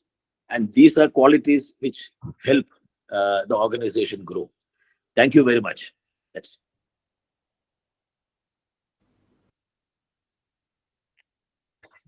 Thank you, sir, for being part of this event and educating us about physical security of Indian Air Force. Just like you mentioned, our enemies are researching every minute to breach our security system, and we should not fall behind a second in countering and acting much ahead of them. Jai Hind, sir. Now, let me hand over the mic to Avani for further proceedings. Thank you, Nimi. Ladies and gentlemen, I am Avani, a research intern with Praghna. In this second part of the program, I first introduce and invite Mrs. Chitra Srinivasan, Director Praghna, to provide a brief about the Praghna Research Prize. Mrs. Chitra Srinivasan is an educator by passion, having served as a teacher of sciences and principal of Air Force schools across India. She is also a special educator. She has conducted workshops for teachers on teaching children with learning disabilities in regular classrooms. As a volunteer teacher, she has worked with National Association for Blind and assisted in creating teaching material for visually challenged children. Even now, she teaches English language skills for students from vernacular background as a service. Over to you, Chitra ma'am. Thank you, Avani. I hope I'm audible. Yes, ma'am. Namaste. கற்றது கை அளவு கல்லாதது உலகளவு. Unquote. What we have learned is a handful, and what we haven't is worldwide. Honorable Chief Guest, distinguished invitees, revered parents, and dear students. The seed for Praghna Research Centre was laid 3 years back. This sapling could only flourish with the constant nourishment from mentors and researchers alike that paves way to achieve Praghna's objective, to promote scientific temper and research in social sciences among students and emerging scholars. Dr. Srinivasan has already outlined Praghna's work in these 3 years. I will now present the brief on the research prizes. To mark our 3rd anniversary, 4 research prizes have been announced. V RAJAMANICKAM Prize for Best Paper in Political or History. KALAVATHY RAJAMANICKAM Prize for Best Paper on Social and Cultural Studies. Group Captain ARUN BHATNAGAR Prize for Strategic or Defense or Security Studies. Radheshyam Gupta Book Prize for Best Book on Defense and Security Studies, published in 2022 and 23. The first 2 prizes are named after our parents, who are the reason for establishing Praghna Centre for Research. Shri V RAJAMANICKAM, 91 years old, is a former teacher who received Best Teacher Award from the government of Tamil Nadu twice. Srimati Kalavathi Rajamanickam, 82 years old, is the inspiration behind Praghna, for she believes in progress through the pursuit of knowledge. The 3rd prize is named after late Group Captain Arun K. Bhatnagar, an exceptional officer and gentleman who was deeply involved in formulating policies and programs in the security dimension for the Air Force. Both Group P. Bhatnagar and Dr. R. Srinivasan were commissioned into the Indian Air Force on 7th June 1986 and served together as Deputy Provost Marshals with the Provost Marshal at Air Headquarters, New Delhi, from the year 2003 to 2006. We are indeed privileged to have Air Commodore KNV Nair, sir, who was the Provost Marshal at that time. We are also delighted to have with us Squadron Leader Kriti and Mrs. Khyati, daughters of Group Captain and Smita Bhatnagar. The fourth, a book prize, is named after late Sri SHYAM Gupta, who was a freedom fighter during civil disobedience movement in the 1930s and continued to work for the upliftment of the downtrodden by donating his land for building schools and promoting education in the post-independence period. I think we are reminded of Vinoba Bhave. Each of the first three prizes carry a cash award of Rs 2,000, a medal with a certificate, and publication of the work in EJSSS. The book prize carries an award of Rs 3,000 with other mention recognitions. We are grateful to Professor Mohit Gupta to institute a book prize in the memory of his grandfather, Sri Radhe Shyam Gupta. These humble endeavors are recurring annual features. We request our august audience and distinguished mentors to encourage and strengthen our small initiatives so as to promote qualitative research amongst student fraternity. Before I sign off, I must mention that the research papers and books received for these prizes were assessed by a panel of 5 distinguished professors and a senior armed force veteran. Based on their independent and individual assessments, the best paper and books have been selected under each category. I am happy to say books actually, while only one research paper will receive the prize in each of these 3 categories, our mother, Srimati Kalavathi, was of the view that 2 books should receive a prize.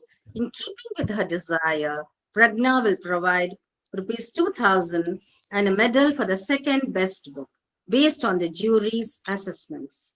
Now, I request Avani to introduce our jury, who have painstakingly gone through each and every paper and book for the assessments. Thank you. The floor is yours, Avani. Thank you very much, Chitra ma'am. Ladies and gentlemen, it is my privilege now to introduce our distinguished jury for the prizes and invite them to share their perspectives. Professor Jayachandra Reddy was the Director and Chairman, Board of Studies and Founder Director of UGC Center for Southeast Asian and Pacific Studies at Sri Venkateswara University in Tirupati. He is the Editor-in-Chief of Asia Pacific Journal of Social Sciences and Editor of Area Studies, a journal International Studies and Analysis. He was an awardee of Vietnam National Day Award 2018, Embassy of Vietnam in New Delhi, an Outstanding Faculty Award 2015, Venus International Foundation, Chennai, and International Institute of Organized Research had conferred Editorial Excellence Award to him in 2017 and Distinguished Researcher Award in 2018. He is the Founder Secretary of International Society for Asia Pacific Studies and the Association for Area Studies in India. He has published 43 research papers and 16 books, besides participating in 63 national and international seminars. Professor Allan John is an alumni of Mountfort School, Yerkad, and Loyola College, Chennai, with a BA in Economics and MA Social Work, specializing in Human Resources Management. He retired as a faculty member and head of PG Department of Social Work, Sacred Heart College at Tirupattur, after 33 years as a distinguished academician. He is a member of academics bodies Pan India, a corporate trainer, and a motivational speaker. Professor Dr. Uttam Kumar is currently Professor and Head at Department of Defense and Strategic Studies at University of Madras. He is also an alumnus of Regional Center for Strategic Studies, Colombo and Salzburg Seminar. Dr. Uttam earlier led an Indian youth delegation to Japan organized by Ministry of Foreign Affairs, Japan. He has received many research grants, including White House Historical Association Research Grant, Gerard Ford Foundation Research Center's Lupin Winant Research Grant, and JFK Foundation's grants from USA. He is on academic boards of various universities. Dr. Uttam has published 76 papers in Indian and international journals and presented scores of papers in international and national seminars. He has organized and participated in over 60 workshops and seminars. His area of specialization are international relations, maritime security, and conflict analysis in non-traditional security. Professor Anuradha is currently an assistant professor at the Department of Economics and Public Policy, Sastra Deemed University in Chennai campus. She is a UGC postdoctoral fellow and a Fulbright fellow. Her area of research interest include maritime security, especially blue economy. She has published over 16 research papers and contributed book chapters in her area of interest. She is a keen crossworder and worder. Group Captain Parthasarathi was commissioned in the IAF in the 1983 and served in the Indian Air Force for 35 years before retiring in 2018. His last assignment before retirement was as an instructor at the Air Force Administrative College. He's a navigator, having flown 3,500 hours in this role, a navigation instructor, and an air traffic control officer, a psychologist in selection boards, and also as an administrative officer with human resource management as a specific role. He is presently an adjunct faculty in the Department of Technology at Pune University, teaching aviation subjects and soft skills for students of BTech. Professor Jayadev Parida is one of the founding faculty members of School of Liberal Studies, UPES.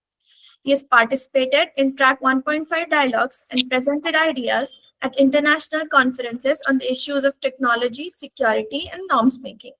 He was awarded international fellowships by the Konrad Adenauer Stiftung and Indo-German Project to visit Freie Universität Berlin in 2016.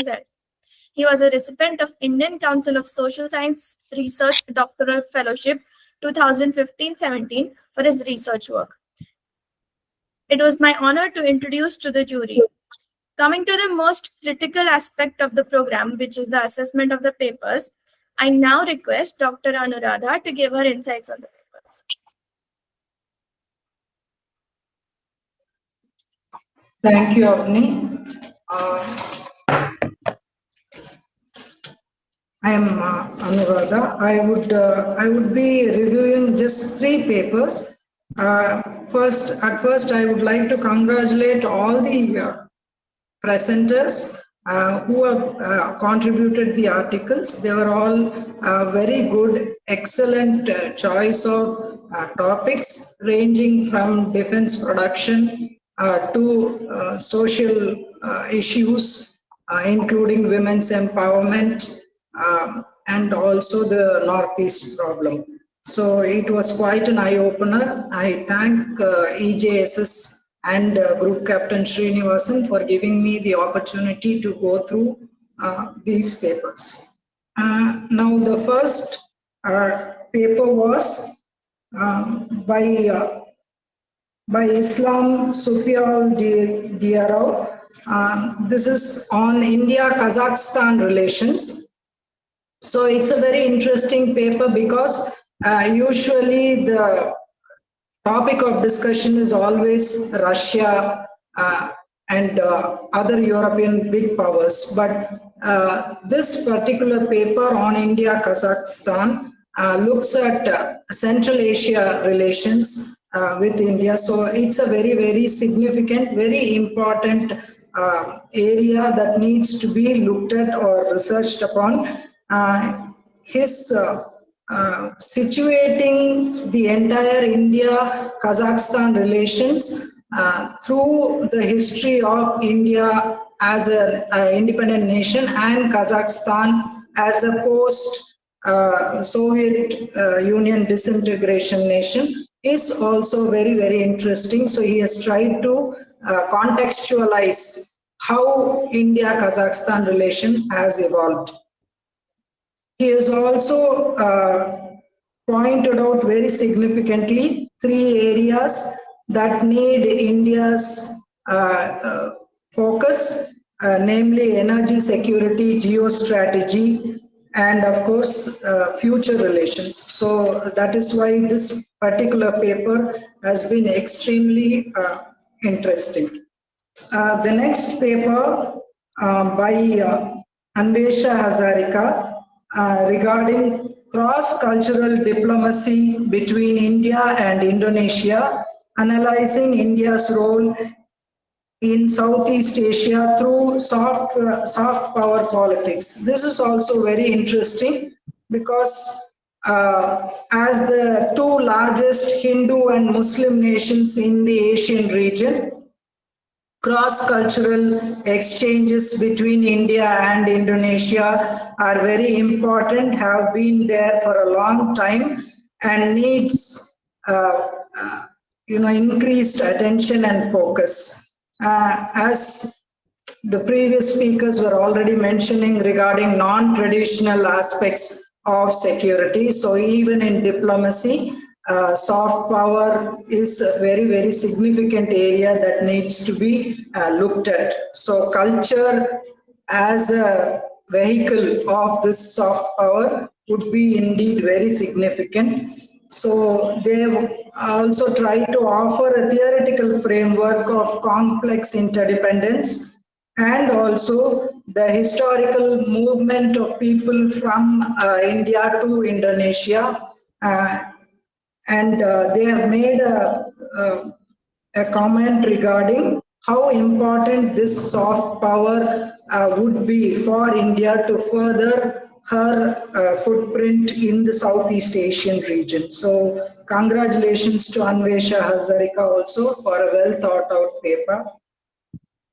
The next paper is by Madhu Kumari. This is regarding the impact of Apno Radio 90.4 FM, community radio at Banasthali in driving socio-economic development for women. It's a very interesting paper because it directly relates to women empowerment on the ground, and they have actually made some research, field research, and used surveys, etc., to try and find out how this particular community radio has impacted on women's empowerment. So it's a very fascinating paper.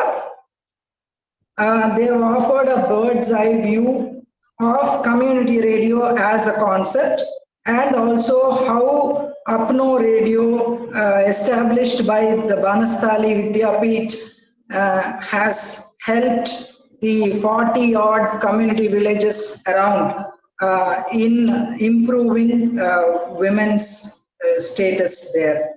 They have also clearly brought out the various hurdles to women's empowerment. Is very interesting because they have used actual programs that are being aired in the community radio to find out how it has impacted on the women's empowerment.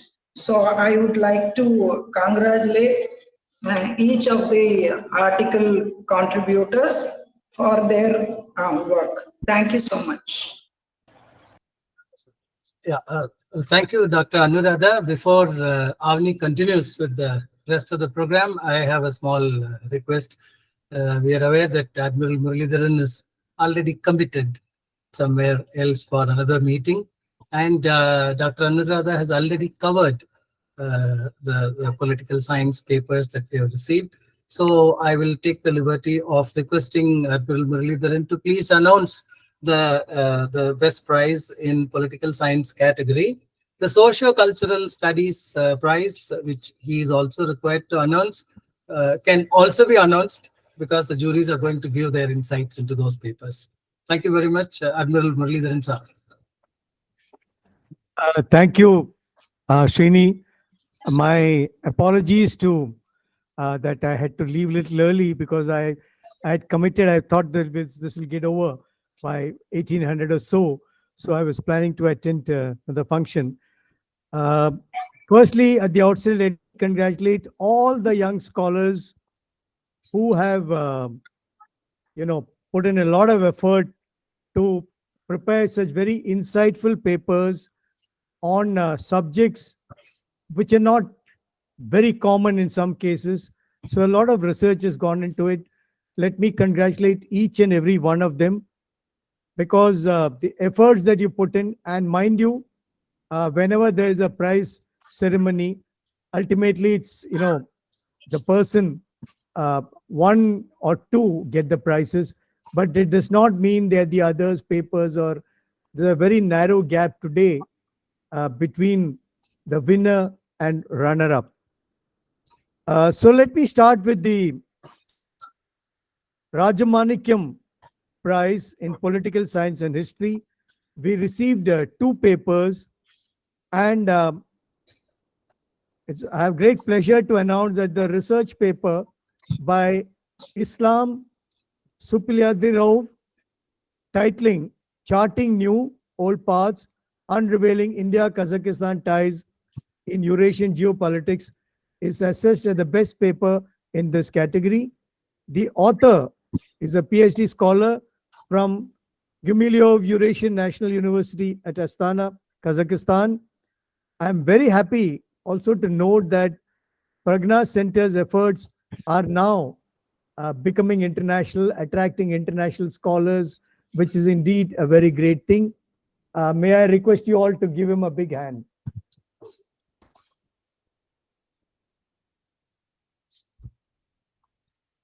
Four papers were received for Srimati Kalavathi Rajamanickam Prize in Socio-Cultural Studies.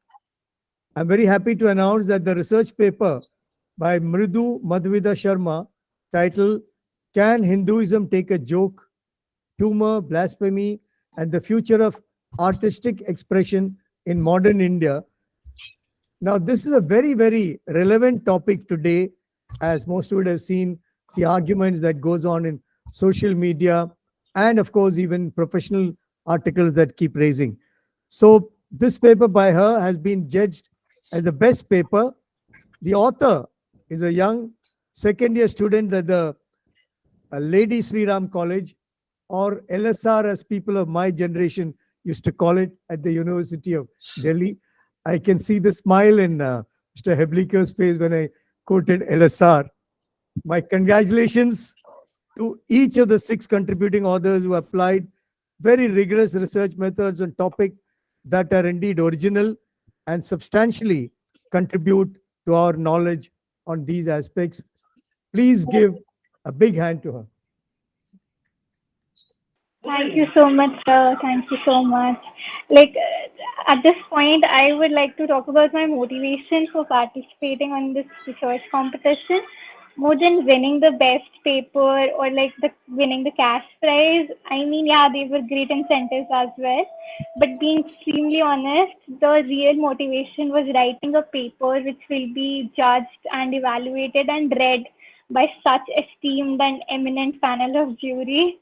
I am genuinely honored and grateful that my paper was considered worthy enough. Thank you once again. Okay, God bless you, Mridu Sharma.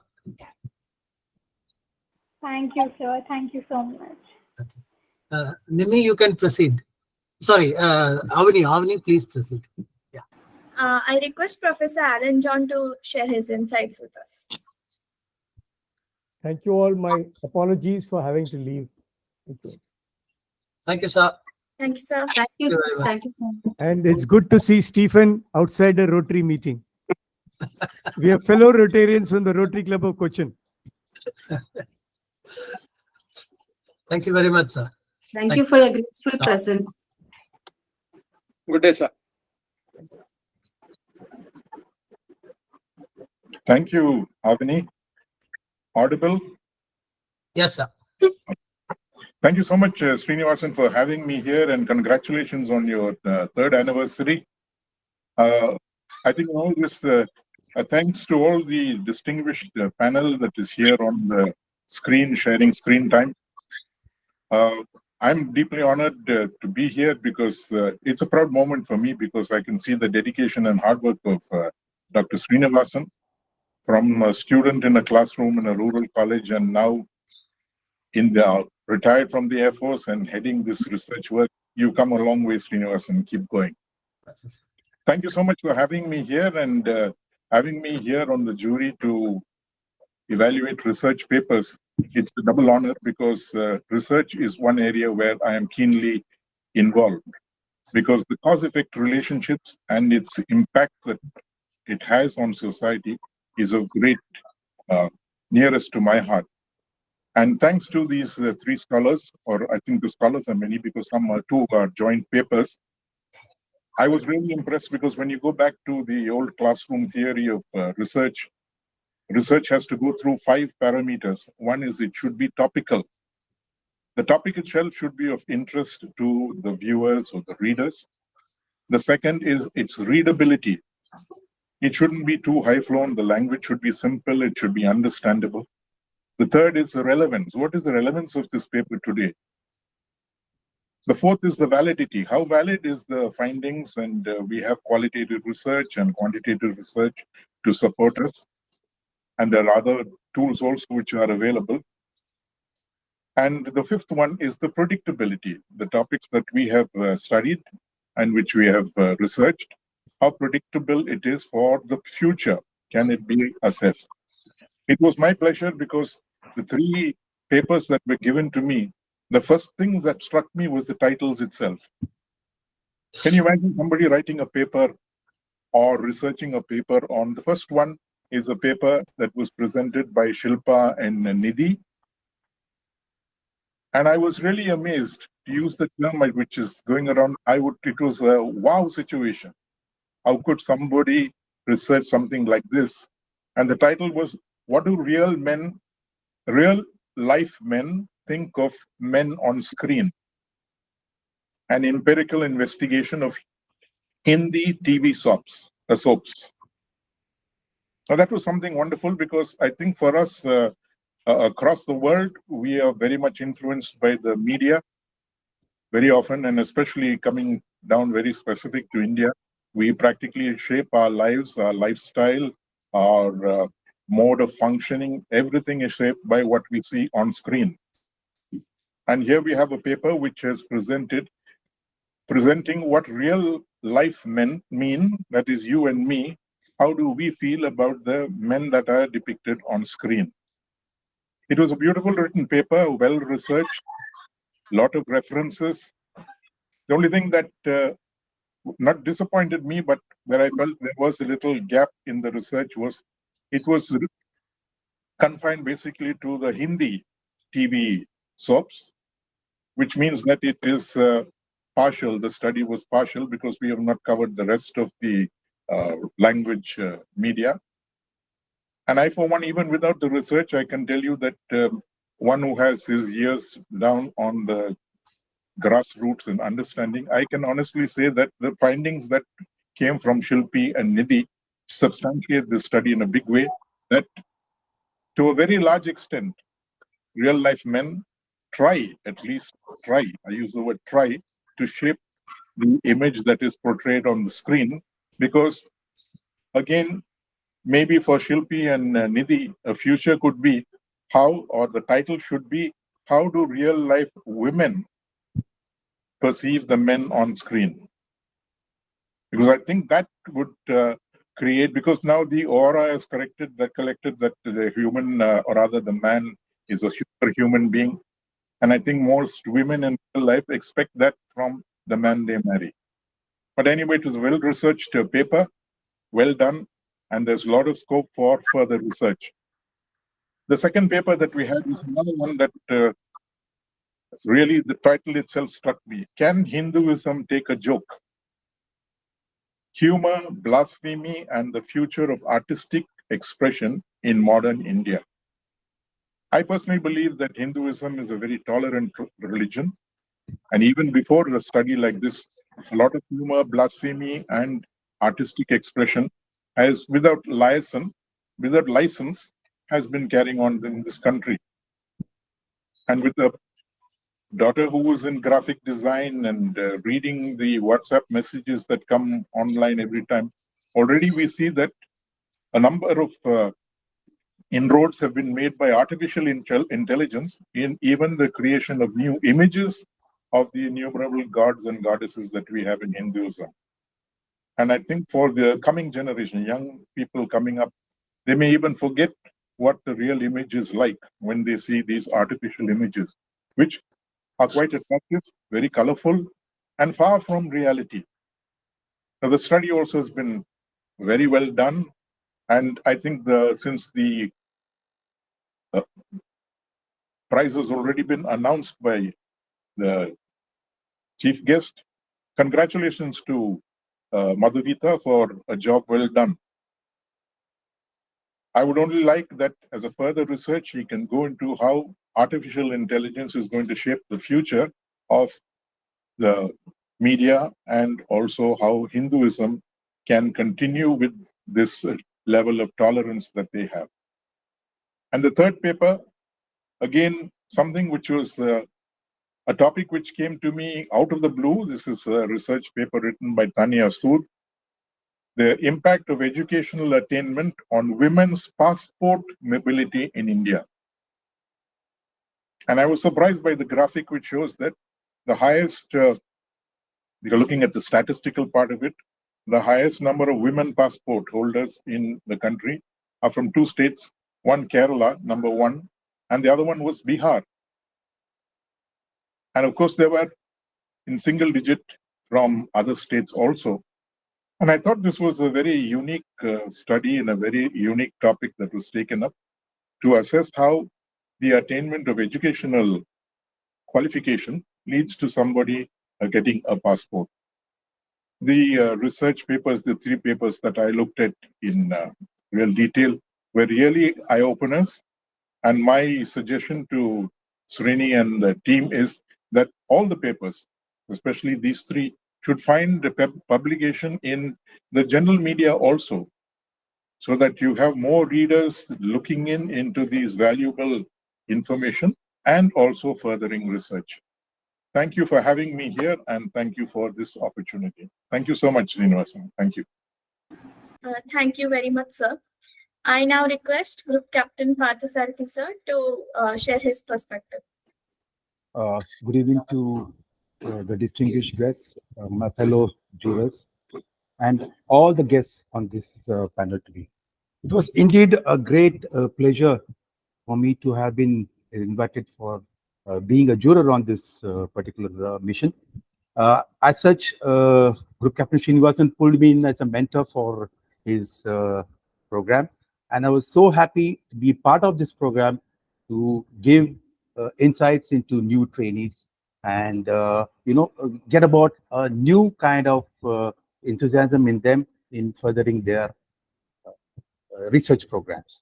Well, for today's program, I have been given two papers to analyze. The first one is by Colonel Munappa regarding dynamics of non-state actors, a conflict, a multidisciplinary analysis of role of Myra Parbis and Arambol Tengol in Manipur in ensuring ontological security of the region. Well, I believe this is a very relevant subject in the current context of the turmoil in that particular region. Colonel Munappa has brought out how non-state actors have been influential in handling the strife, in handling the equation in that region, how they have evolved from social activities in guiding people in their religious beliefs, religious actions. They have moved on to a much more stronger role in keeping that particular sect in safe custody, safe hands. Somehow he has brought out the evolution of these groups into armed intervention group, and at times a little bit of strong arm activism also. He has used various theories, including Foucault's theory of power distribution, and he has very clearly brought out how these attributes are affecting the formation and the relation of these groups into the strained society. Well, there are some times he has gone into conclusion that about the securitization of the particular group, how security has played an important part in this group, aligning their thoughts, and how he has got about getting information about this by personal interviews with some students, and thereafter he has brought out how this group have actually established a strong role in the governance of that particular area. Well, there are times when he has touched upon these groups challenging the authority of the established state institutions, okay, and in such a way they are affecting the state's governance. Okay, the author also talks about ontological society, which is ontological security, which is nothing but existential security, and which is about psychological well-being of the mighty people, and these kind of well-being is being provided by these groups. These groups are also running parallel governance, okay, and there are times when such activities of running parallel governance may be an antithesis to the state and central policies. And he has used different kind of policies, different kind of theories for establishing the group's claim for legitimacy. And these claims, they are trying to find essentiality in safeguarding the community in their well-being. But somehow he is brought out that this process is interfering with the state affairs in good governance. And what he has clearly brought out is these groups are at times overreaching the various cases of vigilantism and collusion with vested interests, which bring about tensions with institutional authority. By his own admission, there are a lot of silences and omissions in this article which need to be examined. And I personally feel that he should take up further investigation to find the narratives that are, moving this, groups. And such, questions might be asked again, and further analysis, further research may be undertaken by Colonel Munappa for this. Coming to the second paper, which is a very, very potent subject, that is by Madhuri, and it is about Arunachal Pradesh, the new focal point of confrontation. Well, very interestingly, she has brought out the strategic importance of the region. Arunachal Pradesh acts as a buffer between India and China, and this is very, very important to know that this area, because of its rugged terrain, it is very, very difficult to cross this. So important to have this as a buffer between India and China. Moreover, this area is also having rich mineral deposits, substantial hydroelectric power generation potentials. So it becomes very important that we have control of this particular area. Well, she has brought out very clearly why these two nations, India and China, are having a territorial dispute in this area. And she has very clearly brought out the situation centuries ago when there were trade, knowledge exchange between the two countries, how it is gradually changed over to non-cooperation, or rather mistrust between the two countries. Maybe immediately after our independence and the declaration of different kind of treaties that were made pre-independence and post-independence also, like very clearly brought out by Mr. Heblikar before. There are certain things which are laid down very clearly between the two countries that they don't want to be talked about, like the Tibet region, or maybe a little bit of Aksai Chin region. Well, these are the areas of confrontation between the two. Arunachal Pradesh also happens to be one of the 5 fingers which China wants to control. Well, the author very nicely brought out the present situations, and as a way forward, she has brought out some innovative kind of solutions. One being the BRI should be allowed, a kind of a compromise should be done between India and China, and BRI should be allowed through Arunachal Pradesh. This should not be changing India's sovereignty in that region. Well, such kind of agreement is a very, very innovative agreement, and I hope such a thing comes up, which will increase the bilateral economic development between the two. She also talks about various confidence building measures, the role of international agencies to bring out peace in this area. Very vividly and correctly brought up. I'm very sure a little bit more of research, little bit more of action will definitely be in our interest to secure that region and keep Arunachal Pradesh as a part of India with a little bit of compromise between the two countries. Well, fantastic job done by Madhuri. Well done. Congratulations to Colonel Munappa also on a well-researched paper. Thank you. Thank you very much, sir. I now invite Professor Jayadev Parida to give his insights on the papers. Thank you, Avni. First of all, I'd like to congratulate the center for the 3rd anniversary, and also like to thank you, Srinivas sir, for continuously guiding me to get into the EJSSS or getting into the research center's work.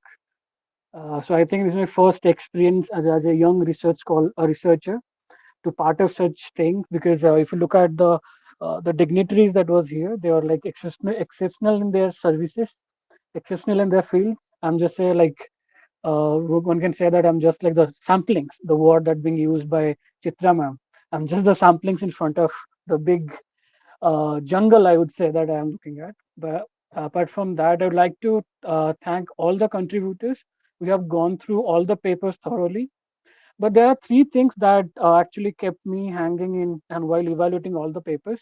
The first is the similarity index, that how many plagiarism is there, or whether there is similar index actually taken care by the authors or not, whether they have cited the sources properly or not. The second part is their educational qualification, an educational qualification as per the CFP, the CFP that was circulated by the center. And the third aspect, whether the suitability of these papers that we have received to publish them in EJSSS or any other platforms.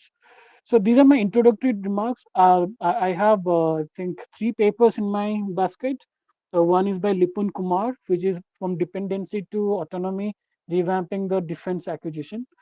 I think this paper here, the author was trying to look at the Atmanirbhar project that was initiated by the government of India. I think due to lack of information and the research and resources, the author was ended up in the other side of it, we're looking at the defense policies and other things. So I think here the author need to look at what is the Atmanirbhar project for that matter, and how it has changed post-COVID period of time. And the other aspect that I'm looking at Lipun Kumar paper is that there's a lot of similarities there in terms of how he has used a lot of resources. So instead of giving those data information in the text format, he could have used those text into graphical representations, so that it could have given more clarity into your arguments and reducing your similarity index. So this paper can be majorly revised and resubmitted for the EJSSS publication. But congratulations, Lipun, for putting this paper out. I think you need bit of research. And I can see that you are from Pondicherry University, which is one of my alma mater.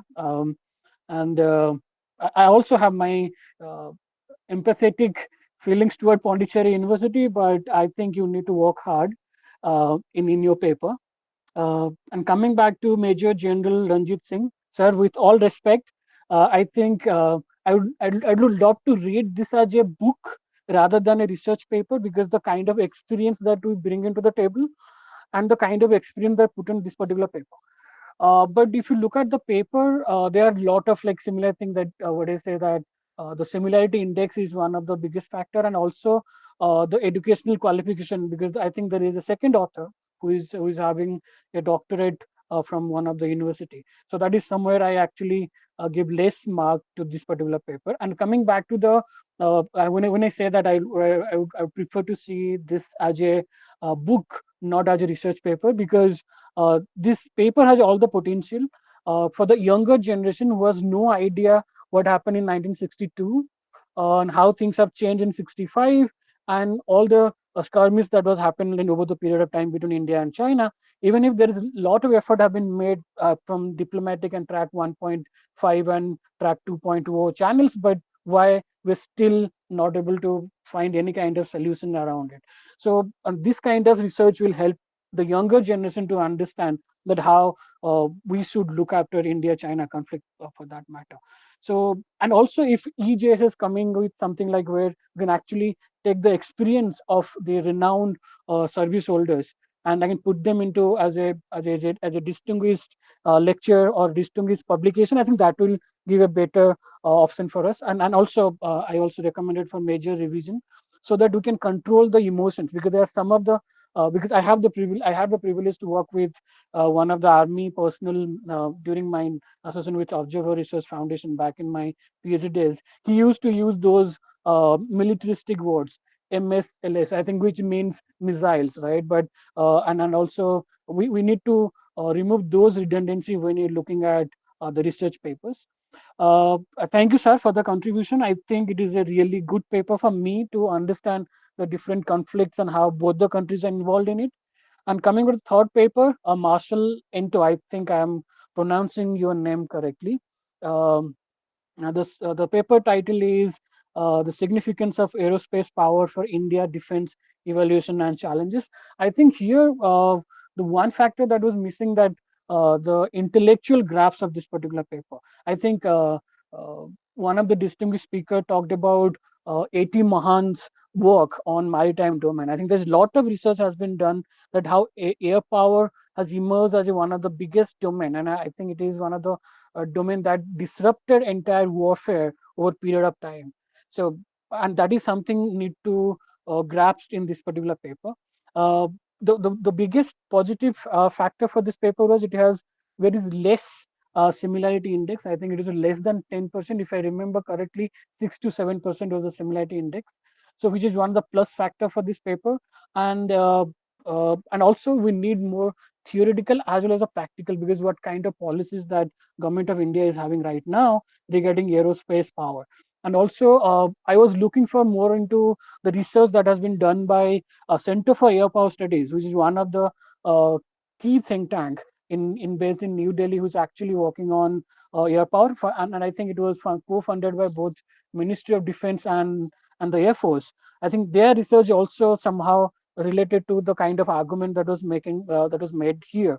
I think looking at all these aspects, I think this paper can be published at the EJSSS with some kind of revision and adding into theoretical depth and also the policies of Government of India. And also that with some kind of recommendations. I think something that was missing in this paper, or it is there, but it is not that robust in nature. Thank you, Srinivas Sarji, for giving me this opportunity. And also I'd like to thank the Avani for introducing me and all the panelists over here. And also like to thank and also congratulate the center for completing 3 years.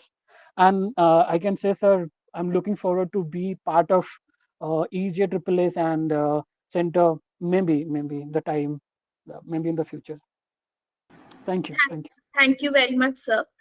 Now, for sharing their perspectives on SRI.RADHE Gupta book prizes, I request Professor Jayachandra Reddy to share his insights with us.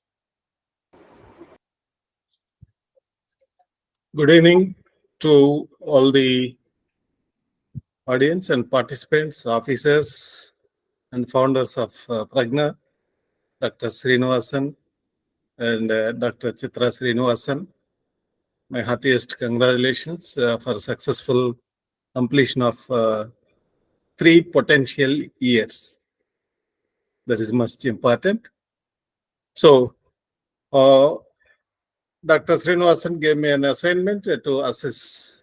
That may not be the correct word, to go through the books. And in fact, I had the privilege of reading these highly scholarly writing, these type of books, definitely with practical background. It is, I felt like a different kind of perception to my mind. Coming to these 2 books, one is on China's game plan in Ladakh and implications for India. The other one is Sino-Russia military tie-ups and again implications for China.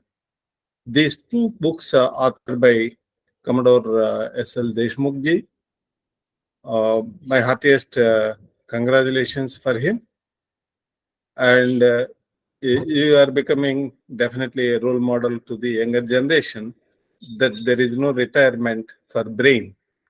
It goes on working and just transforming the ideas into paper form. That is the only thing.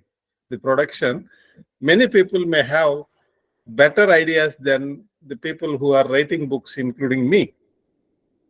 But the only difference is they are keeping their ideas in the brain. But those who are writing books, they are opening their ideas to the world.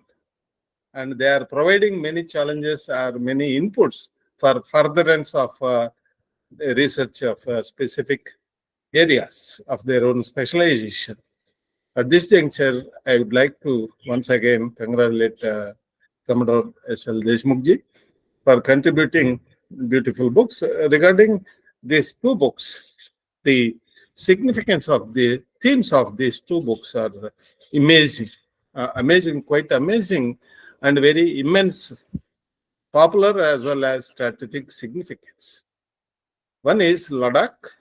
Its geographical location, it speaks how much strategic significance of this Ladakh region for both the countries, China as well as India. In between, Commodore Deshmukh provided the historical perspective, because the Ladakh region and its strategic significance has not arrived or emerged in the latest times. It has been there for many decades. Even it has been experiencing 2 centuries, both the 20th century and 21st century. And we don't know when it will be a peaceful region to enjoy the life, the people who are staying in Ladakh region. Of course, that is a different matter. Then coming to the contributions in the book, it definitely helps the budding research scholars, because this is totally a different subject for the young scholars who are even studying the defense and strategic studies or geostrategic studies or geopolitical studies, whatever it may be, specialization or energy studies. So for all these areas, this type of studies definitely helps the younger generation to understand what is the geographical locational aspect, how they are very much important. The geography, the type of geography, and the level of significance. These 2 are working together. If it definitely, the Ladakh, if it is in the plain area, it may not be attracting much attention. Its geographical oddness, that is one aspect. The other aspect is the border issue. There are issues along the border, different parts of the India-China border. This Ladakh is also experiencing much problems as well as attention of the global scholars, not only from these two countries. Sir, definitely your write-ups and your inputs in the form of this monograph certainly helps the students to improve their capabilities of understanding such areas of specialization. Then coming to other one is, the one book is about the historical perspective of the same level of significance, strategic significance. The other one is geopolitical significance, that is emerging relations between China and Russia. How they are, why they are happening like this, who are responsible, and what are the factors. If they work together, what are the challenges or opportunities for India, and strategic implications for India specifically in the near future. And we don't know how they will be working together, how long they will be working together, how intensively they will be working together. We don't know. These are emerging scenario. This cannot be predicted. These two will work only up to end of Russia-Ukraine war. No, we cannot say such statement. It may continue for another century. And again, there are questions, because these two countries, they are not good friends. That is much more important. They are working together because of compulsions from both the sides to face the challenges in the form of the US. So they are considering US is the common enemy, let us work together. That is the only platform for these two countries, why they are acting like friends. But this action will be converted into a potential partnership, and we don't know. Or whether they will divide in different opinions. Let us see what will happen.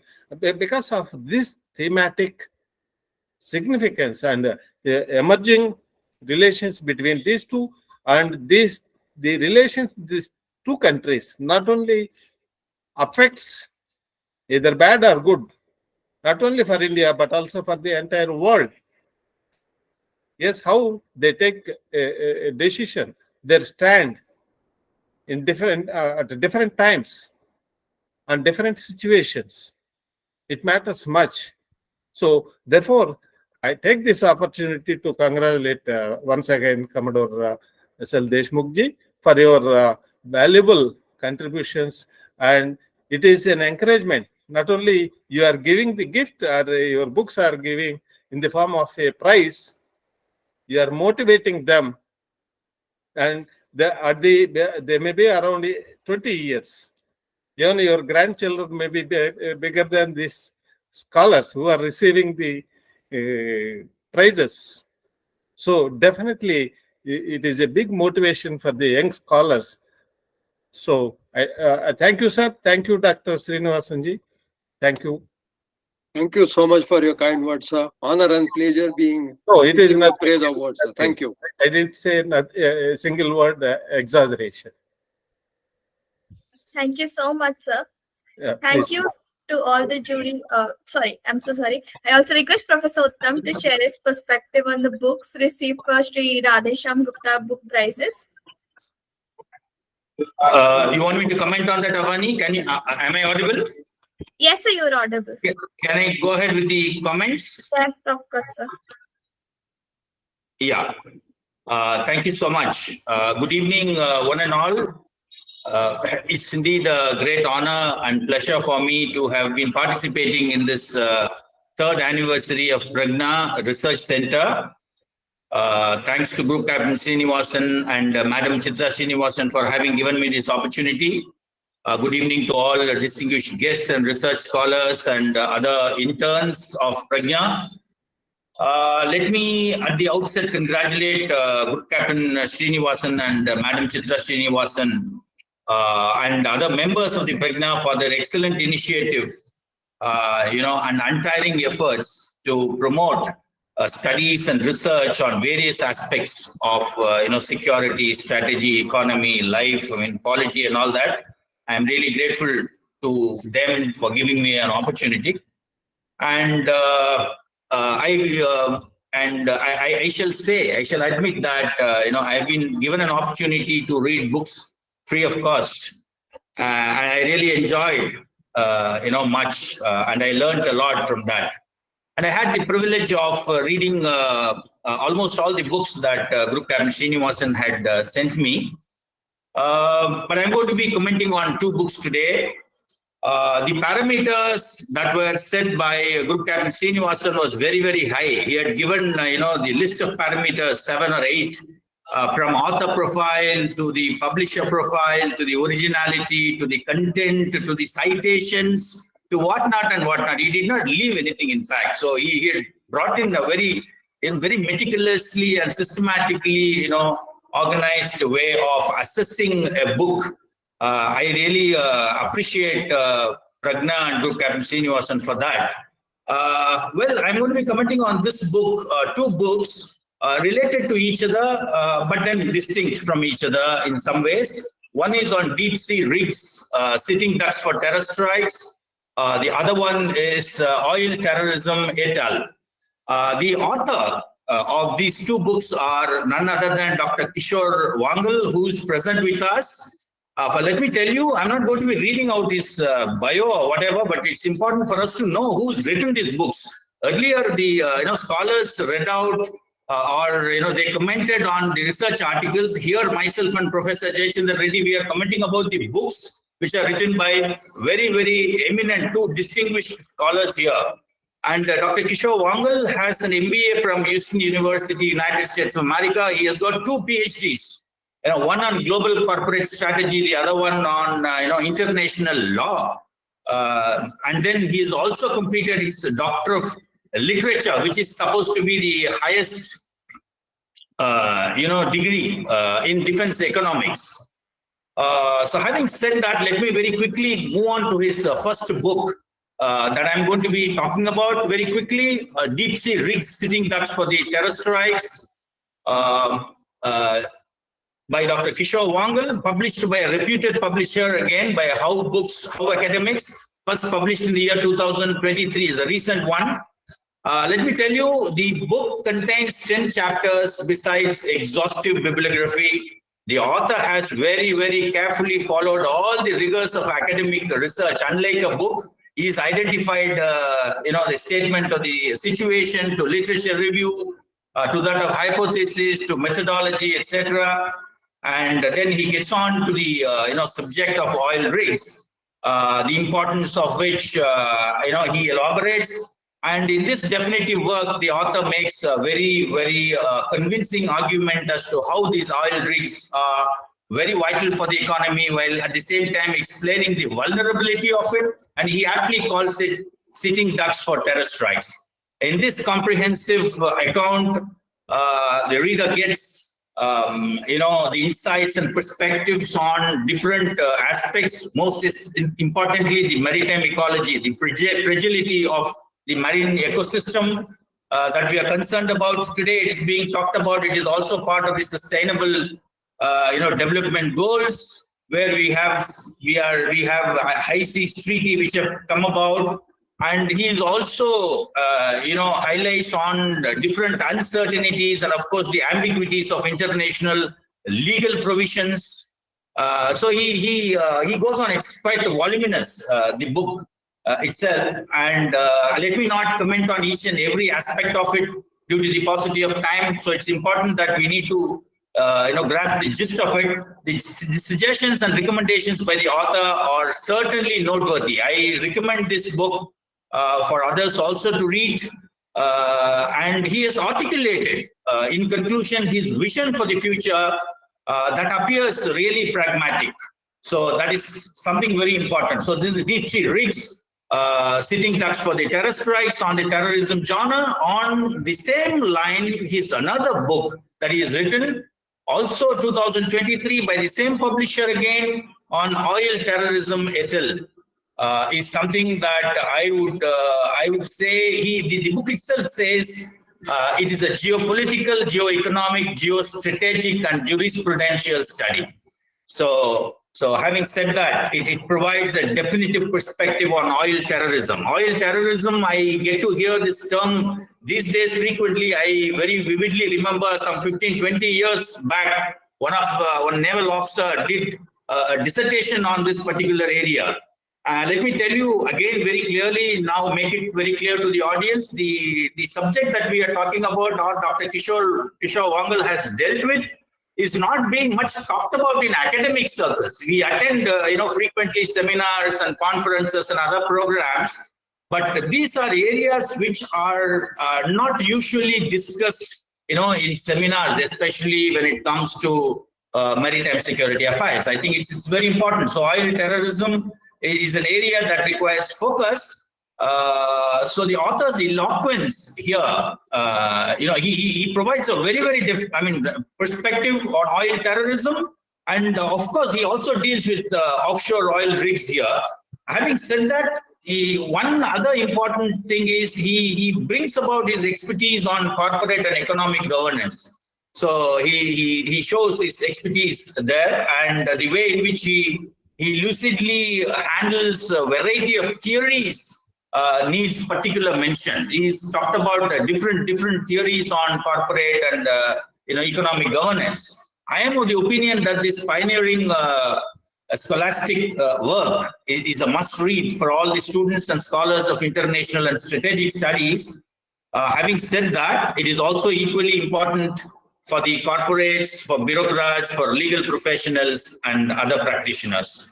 Let me not go much into the detail because these are not smaller research articles to comment on, but they are two voluminous books that we are talking about. All that I would like to recommend now, just a submission to Group Captain Srinivasan, is that why not we think about publishing an abridged version? Not only Kishore Vaangal's work, including Commodore Deshmukh's work. We can consider publishing an abridged version of that. And secondly, today, as a student of security strategic affairs, as a faculty member, I would say that there are a lot of interest that is being shown today. At one point in time, the subject of strategic studies or national security studies was not known at all. But today, there are a lot of takers, there are young students who show a lot of interest. So I think it should be simplified for them to read. So that is the reason why I suggest an abridged version. And there's no harm in also thinking about semblance of a vernacular edition. At least in Tamil or whatever. Or a simplified English edition of it, because some of the terminologies that are being used, some of the jargons and phrases can be avoided, which have been used in this book.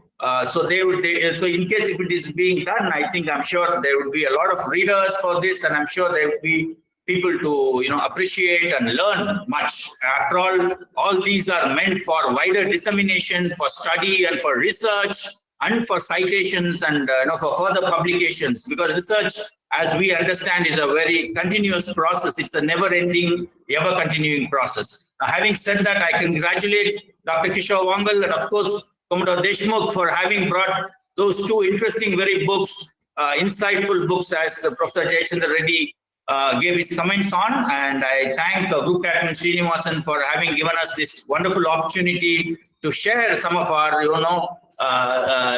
thoughts on all these books. So thank you so much. Over to Avani. Sorry for the mistake, sir. I hope you pardon me for that. I now thank you to all the sirs and professors for your insightful remarks. I must admit that these are of great learning points for all of us. I now invite Nimi to proceed to the most exciting part of the program. Over to you, Nimi.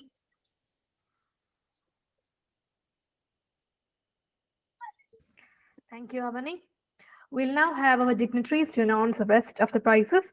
I now request Sri Pratap Heblikar, sir, to announce the winner of Group Captain ARUN BHATNAGAR Prize in Defense and Security Studies.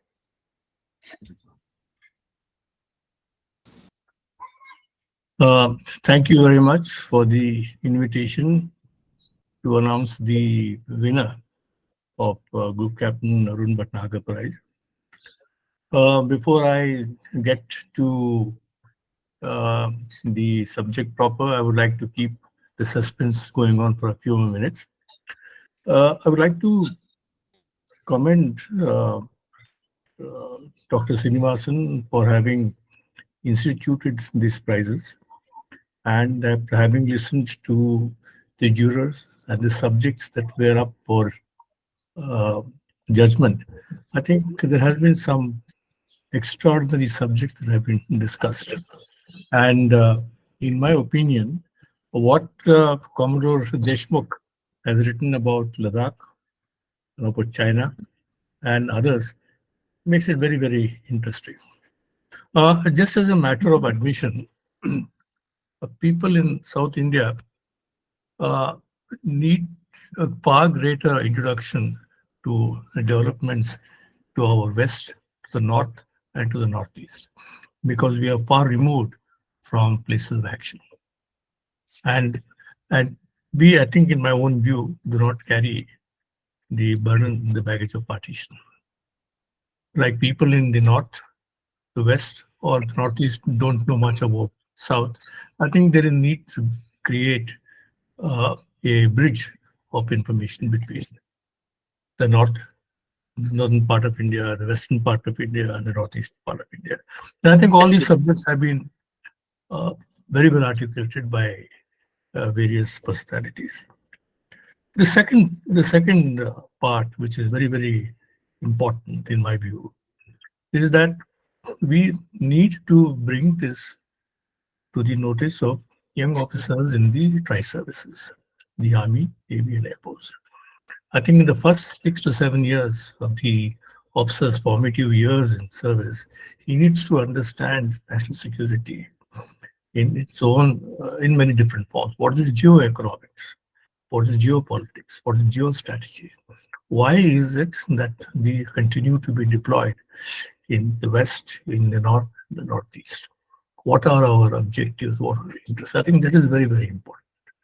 Though I do not come from a service background, I would understand that the major training establishment of the Army, the OTA in Chennai, or the NDA, or the IMA, or the Naval or Air Force institution needs to inculcate this in the curriculum. As also when the officers pass out, and the first 4 or 5 years, you need to understand, have a broad understanding of the traditional and non-traditional factors. And like for what I was reading about Colonel Monopa's article on Manipur, how it affects not only Manipur, it affects Nagaland, it affects Mizoram, and it affects certain other areas in the northeast. So I think that is where we need to be very, very, what's happening in, say, Tawang, what's happening in Sikkim. Some of these topics that we need to choose next time is to draw this attention of the younger generation to problems that exist and how these problems will play out in the future. Last but not the least, I think there is a greater need for institutions like the Praghna Research Centre to interact with service training departments, the Army, Navy, and Air Force. I think there will be a lot of new ideas that will flow, new ideas will germinate, so that there is a constant interaction between research establishment outside these military or the civil service and with institutions like this. Anyway, having said my piece, let's go back to the task that have been given to me. There were 5 papers received for Group Captain ARUN Bhatnagar Prize in Defense and Strategic Studies. The topics chosen by each of the authors is of contemporary relevance, requiring substantial study and contemplation and further research. I'm happy to announce that the research paper by Ms. Anem Naga Bindu Madhuri, titled Arunachal Pradesh, the new focal point of confrontation, is the best paper in this category. I would like to congratulate the young author for that outstanding work she has done. I think if it is possible, she should look at some of the papers that have been produced by the United Service Institute of India, especially on Arunachal Pradesh. What happened in the 62 war and what what parallels have been drawn between the war in Korea in the 50s and how the Chinese battle plans were identical to what we saw in 1962. I think it's important for a young mind to do continuous research on the subject. I also avail the opportunity to congratulate Major Rajit Singh, Colonel Monappa, and the 3 other authors for their substantial research that will certainly add to our knowledge in these aspects. I think we are on the right path. As we go along, we look at emerging threats, like what is gray zone warfare, what is information warfare, why do we require OSINT, and how does OSINT need to be handled. And for example, social media, how it can be used as a force multiplier, as a game changer, like we have seen in other countries. So let me congratulate the winner of the prize and the authors for their outstanding contribution to research and knowledge building. Thank you very much, and God bless. With this, Dr. Srinivasan, you will permit to take your leave because yes, yes, sir. Yes, sir. Understood, sir. Thank you very much, sir. Thank you all. Good night. I may take leave as well, please. Thank you very much for allowing me to participate, and best wishes to all. Thank you. Mr. Stephen, if you would like to share a thought, you're most welcome.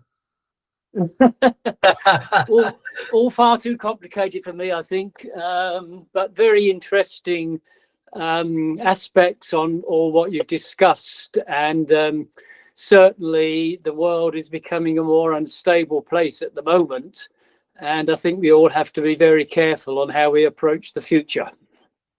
Thank you. Thank you. Thank you very much, sir. Thank you. Thank you, Steve. Honor and pleasure. Thank you. Bye-bye. Take care. Thank you. Nimi, switch it off. Thank you, Pratap Heblikar, sir, for announcing the prize and for that piece of note. Also, thank you, Stephen, sir, for expressing your thought. Now, I request Air Commodore Nair, sir, to announce the winners of SRI.RADHE Gupta Prize, book prize.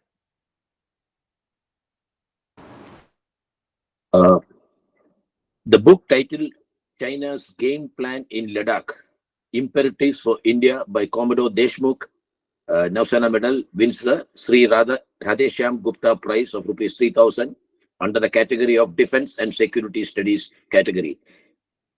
Many congratulations, Commodore. Thank you so much, sir. Honor and pleasure. Thank you so much. Thank you, Dr. Srinivasan. And my congratulations also, before I hand over, to also Dr. Kishore, who is in waiting for the other prize.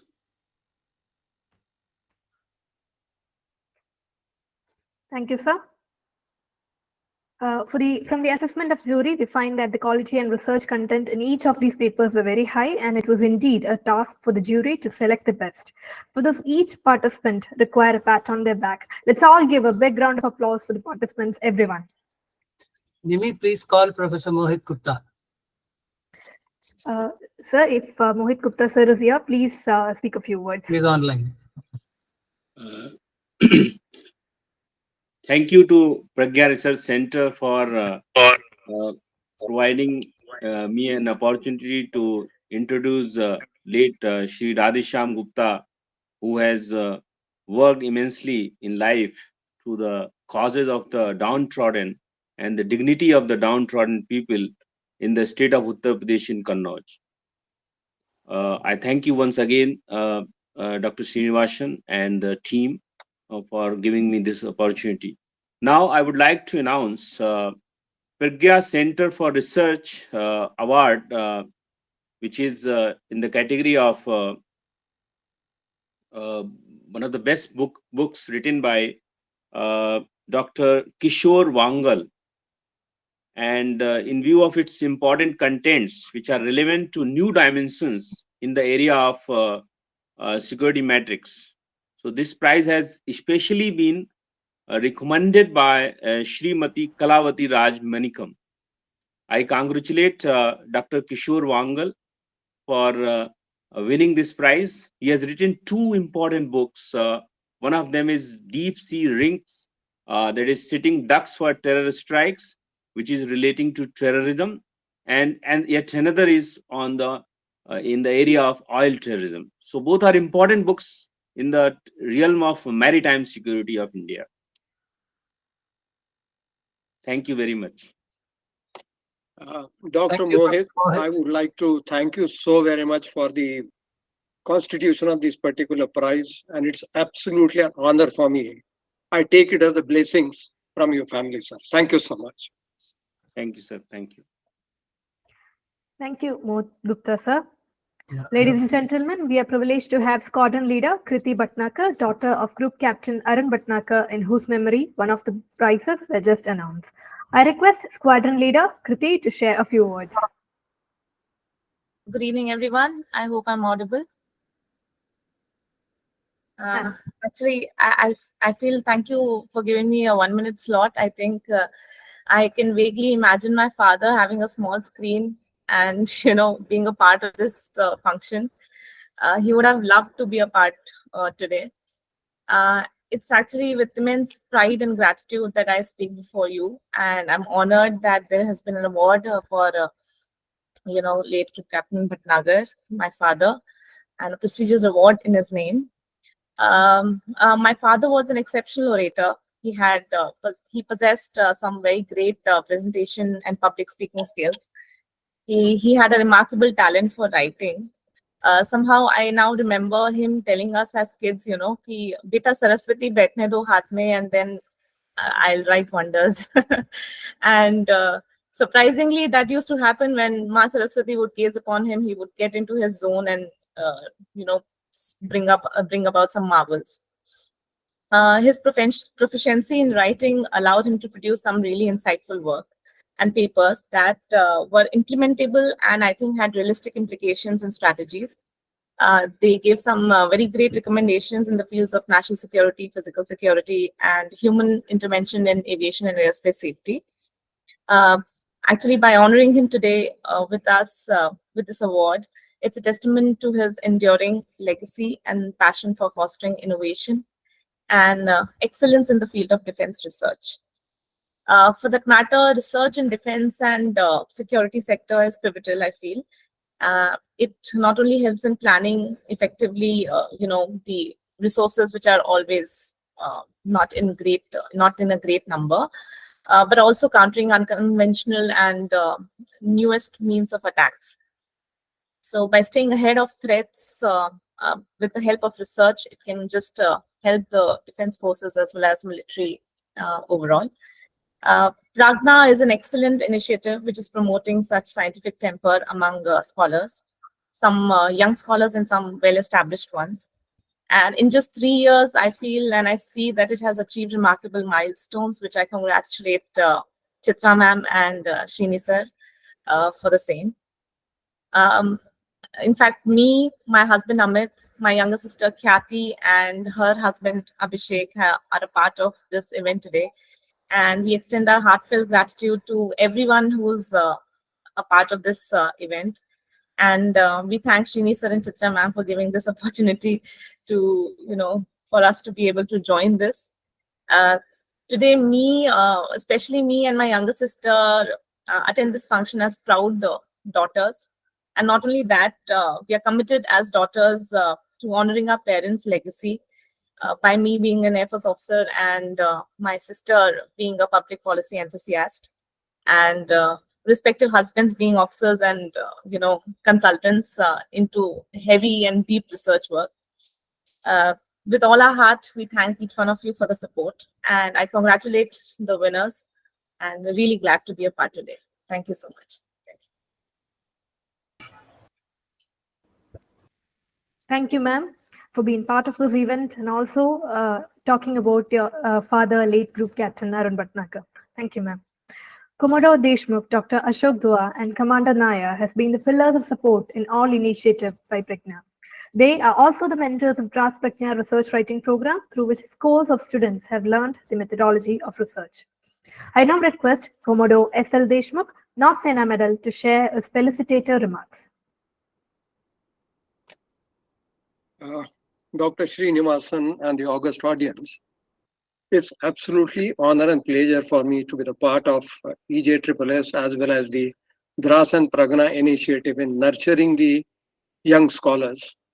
Because in today's complex world, the research is the key, wherein we have to stay a step ahead of our adversaries if you want to survive in this particular world. Dr. Srinivasan, I'm grateful that you found me worthy to be a part of this. And I feel absolutely honored that I had an opportunity to be along with Praghna from the inception, as we say, from the laying the first brick. It's absolutely an honor. And I promise you every support from my end in coming years, sir. Thank you so very much. God bless. Thank you, sir. I now request Dr. Kishore Vaangal to speak a few words. Respected Dr. Srinivasan and all the esteemed people I've met this evening. I have to say this, my entry into writing, into academia, even though I was trained as an academician in the US, was by happenstance. When I watched the geopolitical scenario unfold since 1990, I was always flabbergasted as to why the establishments were always reacting. None of them were taking proactive action. Be it the Kuwait War, 9/11, 2008 in India and stuff like that. We were always in the reaction mode. So then I realized that it is high time I got to be a little proactive about this. And 2011, when the Gulf of Mexico event happened, when the Deepwater Horizon was blown up, I started, my research in all these matters. And then my mind quickly went into as to why terror outfits can't get to do these things.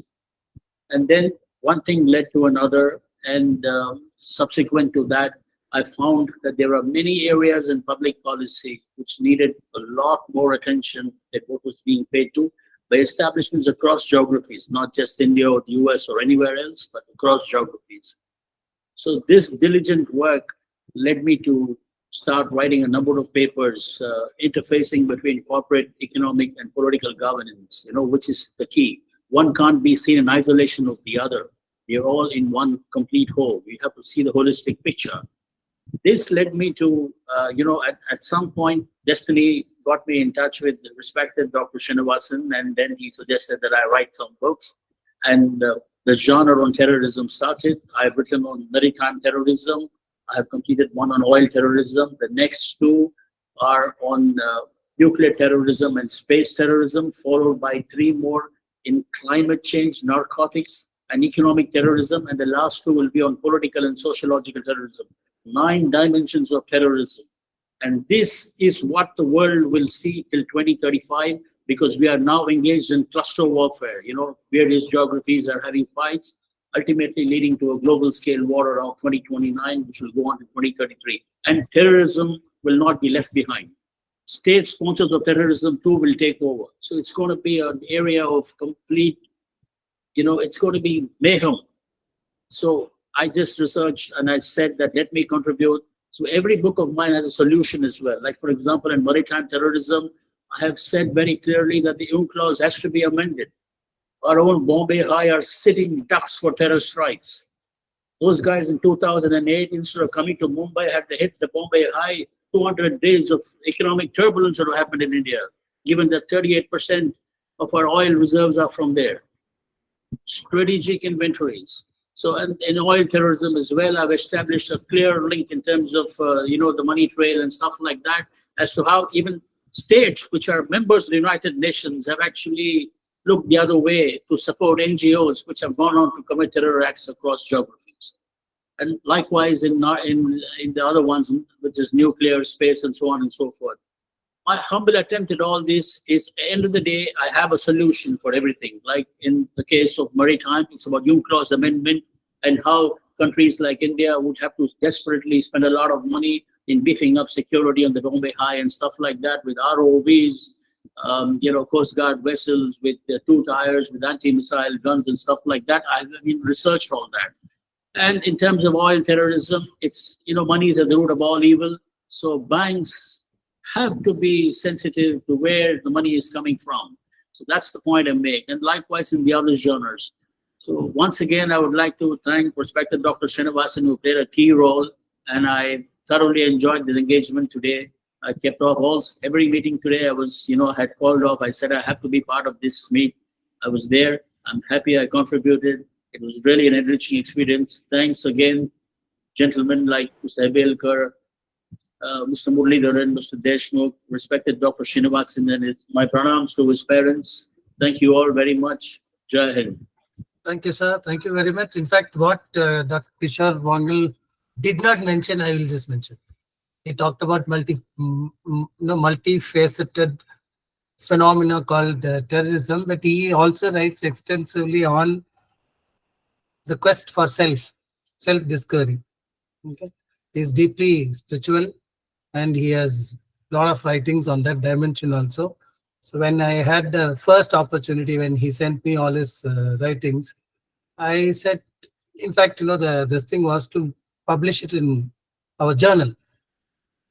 When I went through the contents, then I said, this is not a journal material, this is a book material. So you must go for books actually, because they will have a better reach, and because of the depth in which these things are being discussed, they are more appropriate in book form. So I'm happy that Dr. Kishore Vaangal had taken that suggestion, and both his books are already, the jury have spoken. They're fantastic books. I invite all youngsters also to read. If I have their permission, I will share the e-copies. Thank you very much. And also like to respectfully thank Mr. Kanav Kansara, a friend of Dr. Srinivasan, who ably helped me in the publication of all these books. Thank you very much. Thank you, sir. Thank you, sir. Thank you, sir. Thank you, Doctor. Thank you, Dr. Kishore Vaangal, for speaking a few words and for being part of this event. It was really interesting to listen to how destiny brought you to write and research on terrorism. Thank you, sir. I now request Commander Dr. Ashok Dua to share his felicitative remarks.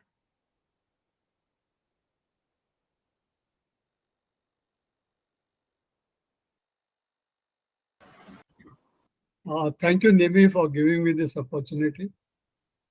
At the outset, I would like to congratulate Dr. Srinivasan and Chitra Srinivasan for this initiative called Praghna Centre of Research. It has been my good luck, it has been my honor that I got associated with this program from its very inception. It gave me an opportunity not only to mentor, not only to guide, but also to learn from the young researching minds. So the benefit has been twofold. You give something, you receive much more in that. I would congratulate Praghna Centre of Research on their 3rd anniversary. I'm sure many more will come, because the kind of work Praghna is doing, it's remarkable. So may you grow from strength to strength, guiding young researchers to develop their researching skills. And because I keep mentioning that good research helps you, come out with policy recommendations, that you come out with, the inputs based on which you could take good decisions. So that's the way I would put it. Research is basically needed for, good decisions. If you are well informed, you will always arrive at the right decisions. And as Kishore Vaangal said, Dr. Kishore Vaangal said, that, we need to keep learning. Terrorism is one point of it, but its dimensions are manifold. So when we start analyzing many dimensions of the same thing, you arrive at, oh, these are also some of the important things that we should be looking at. So thank you very much. It was a pleasure to be here this evening, and I'm grateful to you. And my hearty congratulations to Dr. Deshmukh, Dr. Kishore Vaangal, and many others who were awarded. But I would also like to mention that, as someone said, that the gap between the paper getting awarded and paper not getting awarded was very little. So my hearty congratulations to all the participants who participated in this program, in this celebration. Thank you so much. I'm grateful to you all. Thank you. Dr. Srinivasan, if you allow me to just add one little aspect to this particular program. It has been absolutely an honor to be a part of Praghna. And I would like to congratulate you and Chitra ma'am and thank you both of you. Because I remember a Sanskrit saying, Vidya Danena Vardhate. And that is what this Praghna is allowing us to do, share experience and knowledge with the young scholars. And as Dr. Dua said, Vidya Danena Vardhate, we are learning more from the researchers and the young scholars. And it's because of you and Chitra ma'am, me and Dr. Dua benefited. So on his behalf also, I would like to speak. We are grateful to you and Chitra ma'am. May God bless us. Thank you so much. But I have to then, I have to say, give one input before Nimi continues. That then, we were 3 years back, we were in deep contemplation. Me, my parents, my Srimati and everybody, all discussions, name. What do we call our, research center as? Then many of you, some of you who know Commodore Deshmukh personally will know that Mrs. Sujata Deshmukh is a Sanskrit scholar.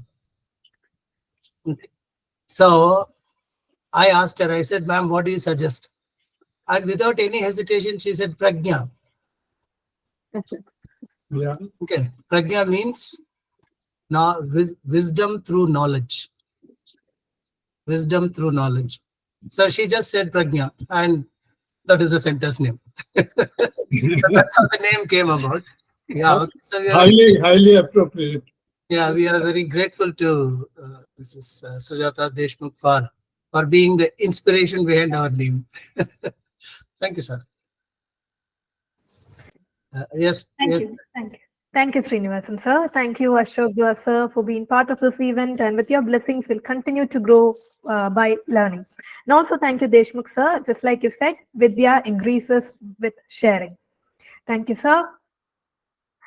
Now, let me request Commander J.K. Nair, Founder Director of Defense Research and Studies, to share his felicitative remarks.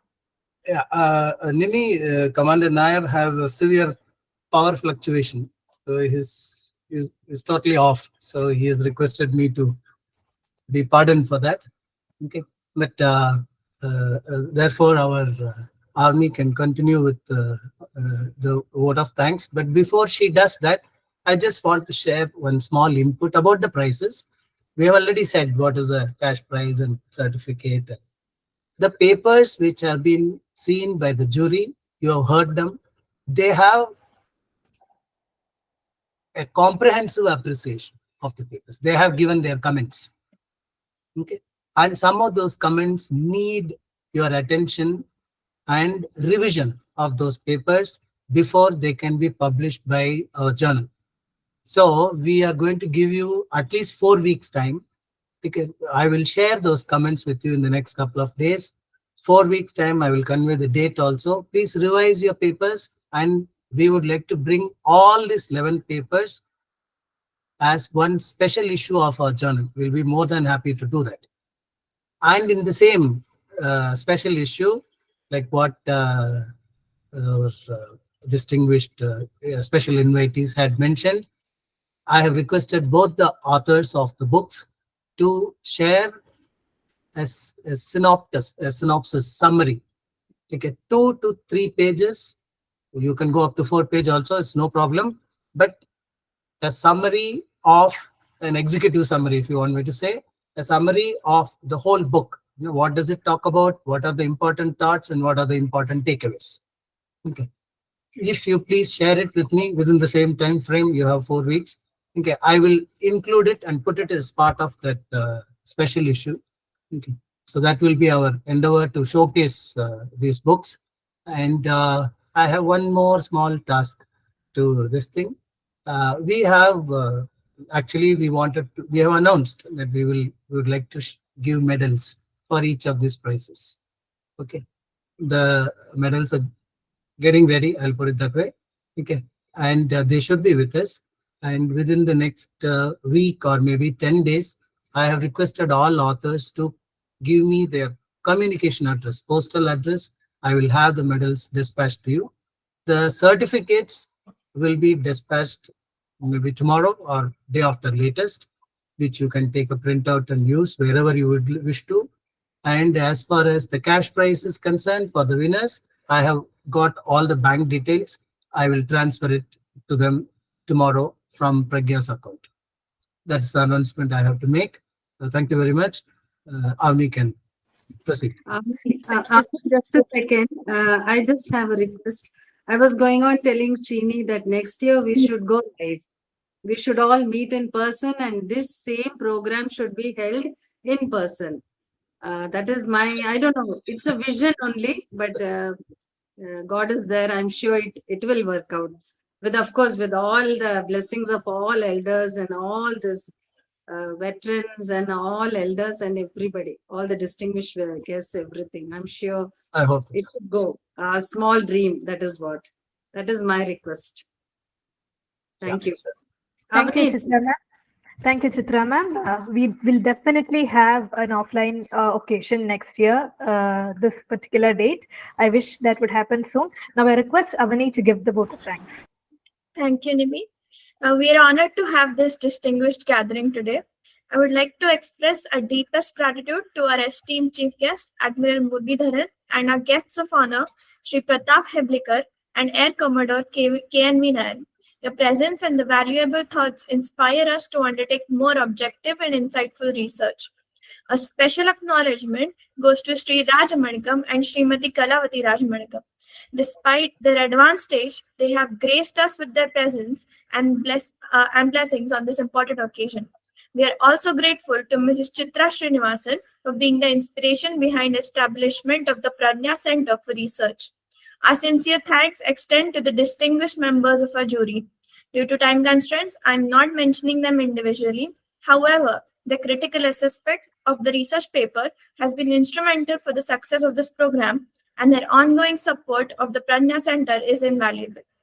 I will fail in my duty if I don't mention how grateful we are to Squadron Leader Kriti Bhatnagar and Mrs. Khyati Bhatnagar for joining us today. Their presence is a touching tribute to the memory of Group Captain Bhatnagar. Our gratitude also extends to the officers of the 78th Course who are present today, to which late Group Captain Bhatnagar belonged. We acknowledge the valuable contributions of Commodore Deshmukh and Dr. Kishore Vaangal and all the other contributing authors. Their scholarly works forms the foundation of this program. We also extend our thanks to Sri Kanav Kansra from How Academics for their role as our publisher. Finally, our sincere appreciation goes to the audience for joining us today. Your participation encourages to do more in our humble endeavor. If any names have been inadvertently omitted due to time constraints, please accept my sincerest apologies. Our gratitude extends to all who have contributed to this occasion. Thank you once again. Jai Hind. Thank you, Avni. It was quite sweet, actually. Yeah. Avani and Nimi, great job done. Well done. Fantastic. Yeah, good children. Yeah, good job. It's definitely. Fantastic. Well done. Thank you. So, if there is any comment or any this thing that any of you would like to share, we are still here. Yeah, I think Dr. Srinivasan, you did a great job, respectful, very, very wonderful, nice speech. It's a good learning experience for all those scholars there around the world. One of the advantages of going on internet is a scholar in Armenia or a scholar in Australia can get into this program. And that's probably what your greatest contribution is today. You've done very well with Praghna. I hope it goes on from strength to strength and from glory to greater glory. It's critical for our national defense because in the coming years, India is going to play a great role in the Committee of Nations, and think tanks like this will play a vital role in establishing India's credibility in the world of arms and in a world where, you know, peace comes not with the absence of conflict, but the very ability to deal with it through strengthening forces. In fact, given that we are poised to have a 20 lakh crore defense budget in the next few years, think tanks like this will play a pivotal role. Once again, thank you very much for the great job you and your center have done. Thank you very much, sir. Thank you so much. Thank you, sir. My compliments to Srinivasan, Chitra, and all the participants. A very well conducted webinar. We learned a lot of things. And once again, thanks Srini and Kriti for remembering Bhattu. We miss him. All the best. Bye.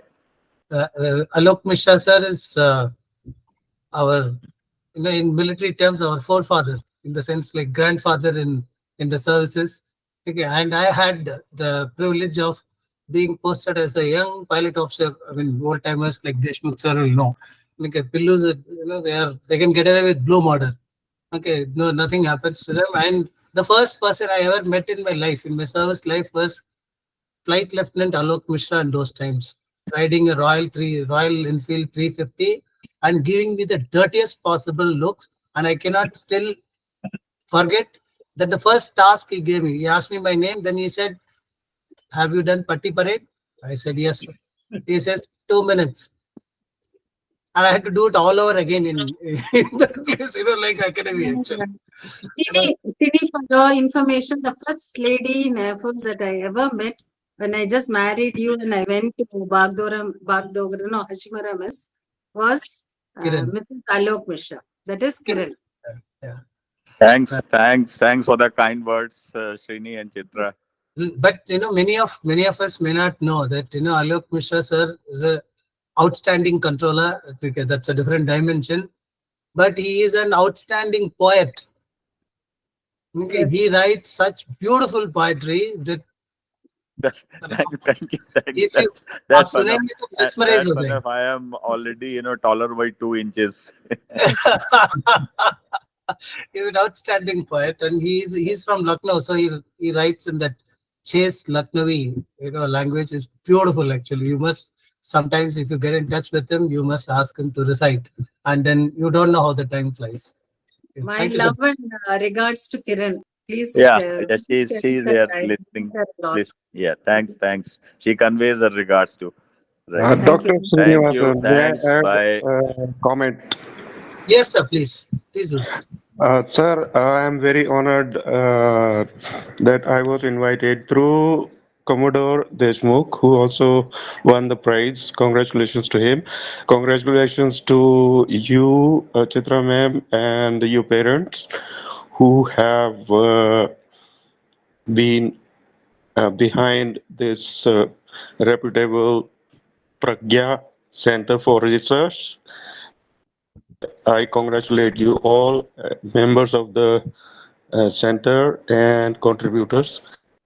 I have a small question. You are a family, very learned family. And Chitra ma'am also last time, once I heard she used some shlokas in Sanskrit. I requested references which were provided. This time also, your learned father, referred to some shloka from the Gita. Maybe readily it's not possible for you to give the reference to chapter number and slok number, but later on through Commodore Deshmukh, I would request you to let us know that. Thank you. Chapter 3 is Shloka 18, and if I'm not mistaken, 23. Thank you so much. That's great. That's great. Yes. You are all rounder. Yes. Thank you. Yes. Thank you, sir. Thank you, sir. Dr. Srinivas. Yes, sir.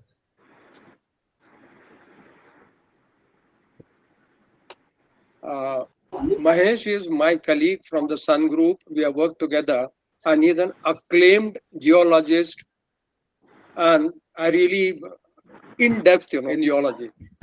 So very acclaimed personality. So I invited him to join this. Thank you. So nice, sir. We are quite privileged actually, and we are. Thank you. Yes. Commodore sir. Yes. We are quite Thank you, really. as far as geology is concerned. We keep talking about geography all the time. I really wish we will be together, and I wish when you next time celebrate something in person, as Chitra ma'am has envisaged, I would be really there on my own extent. Yeah. Yes. Yes, our privilege. If there are, We look forward to that. Thank you, sir. Meeting you all. Thank you very much, sir. Thank you. Thank you, sir. Thank you very much, sir, to all of you. I want to share two important things. One is this, that this name of the center, Pragya Research Center, Pragya is the name of my wife. Oh, cheers. And yet another thing is this, that on 7 June 2021, I was awarded my doctorate from Jawaharlal Nehru University. Oh, cheers. So, Fantastic. Congratulations. Cheers. What a 7 June. coincidence. Yes. So this is something miraculous kind of thing. And one person, Vivek Nartam, later on I came to know that he is also attached to Dr. Srinivasan. Yeah. So these all things are miraculous that are, happening in this. So once again, I congratulate everybody for bringing me to this occasion, and many thanks to Avni and Nimi for conducting program in such a wonderful way. Thank you so much, all. Thank you, Dr. Mohit. Thank you for sponsoring the prize. Actually, Dr. Mohit, just called me and said, "Sir, I want to institute a prize." Right. That's how this thing has grown. I'm so happy. He's also part of our journal. Keeps giving me a lot of critical reviews. Okay, thank you so much for that. Thank you. Thank you. Kindly share a photograph of your grandfather. We would like to see him. Yes, sir. Yes, ma'am. Yes, ma'am. I will send you. Maybe after I get back from stadium, I will send you. Please, we would love to see him, because it's an honor, because we are all treading on the foundation laid by them. That is what today we are where because of them. That is why. Yes. Thank you, ma'am. Thank you. Thank you very much. Professor Reddy has just been quiet. He's for the audience, I must say, and with whatever humility that I can command at my disposal, Professor Jayachandra Reddy is actually my mentor. And I don't think he will mind if I say that he is not known as Professor Jayachandra Reddy at home. He is known as 11-point professor. What is that? Because when I was, splitting my hair as to setting up the journal, okay, I had talked to a lot of people. I got a lot of inputs from the internet and this thing, but I was not quite satisfied, because I'm looking for something which has to be scholarly and which must adhere to strict international standards in scholarly publication. Then I spoke to Professor Jayachandra Reddy. The moment I told him this is what I wanted to talk to you about, he just rattled out, 11 points. He said, do this, do this, do this, do this, do this, do this. I wrote it down. As he was speaking, I just noted it down. And I'm very happy, like a student informing his teacher. I'm very happy to tell you, sir, that I meticulously followed those guidelines. Sir, we can give tips, but how many people can make it true? So the credit goes to you and your commitment, your family commitment. Hats off to you and your family. Thank you very much. Thank you very much. Dr. Srinivasan, allow me to, I respect Professor quite a lot. Our relationship, you have been Arjuna, he taught you directly, and I have been Ekalavya, keeping him as my idol. I learned from his work. Only I am glad he never asked me my thumb as a Guru Dakshina. Yes. Sir, your blessings are great for me, and I'm extreme gratitude from my side to you. So thank you so very much. I'm blessed. In fact, I am blessed. Thank you, sir. We have one Mr. Georgie online. Would you like to say a few words? Yes. Yeah, please. Gentlemen, Georgi, welcome. hello. So good to see. He's my colleague from Russia. Oh, I see. Thank you very much. Yeah. This is thank you for this opportunity to participate, to listen. your discussions. Gentlemen, I'll be extremely brief. Just want to say my congratulations to my dear friend and to my new friends. Thank you very much.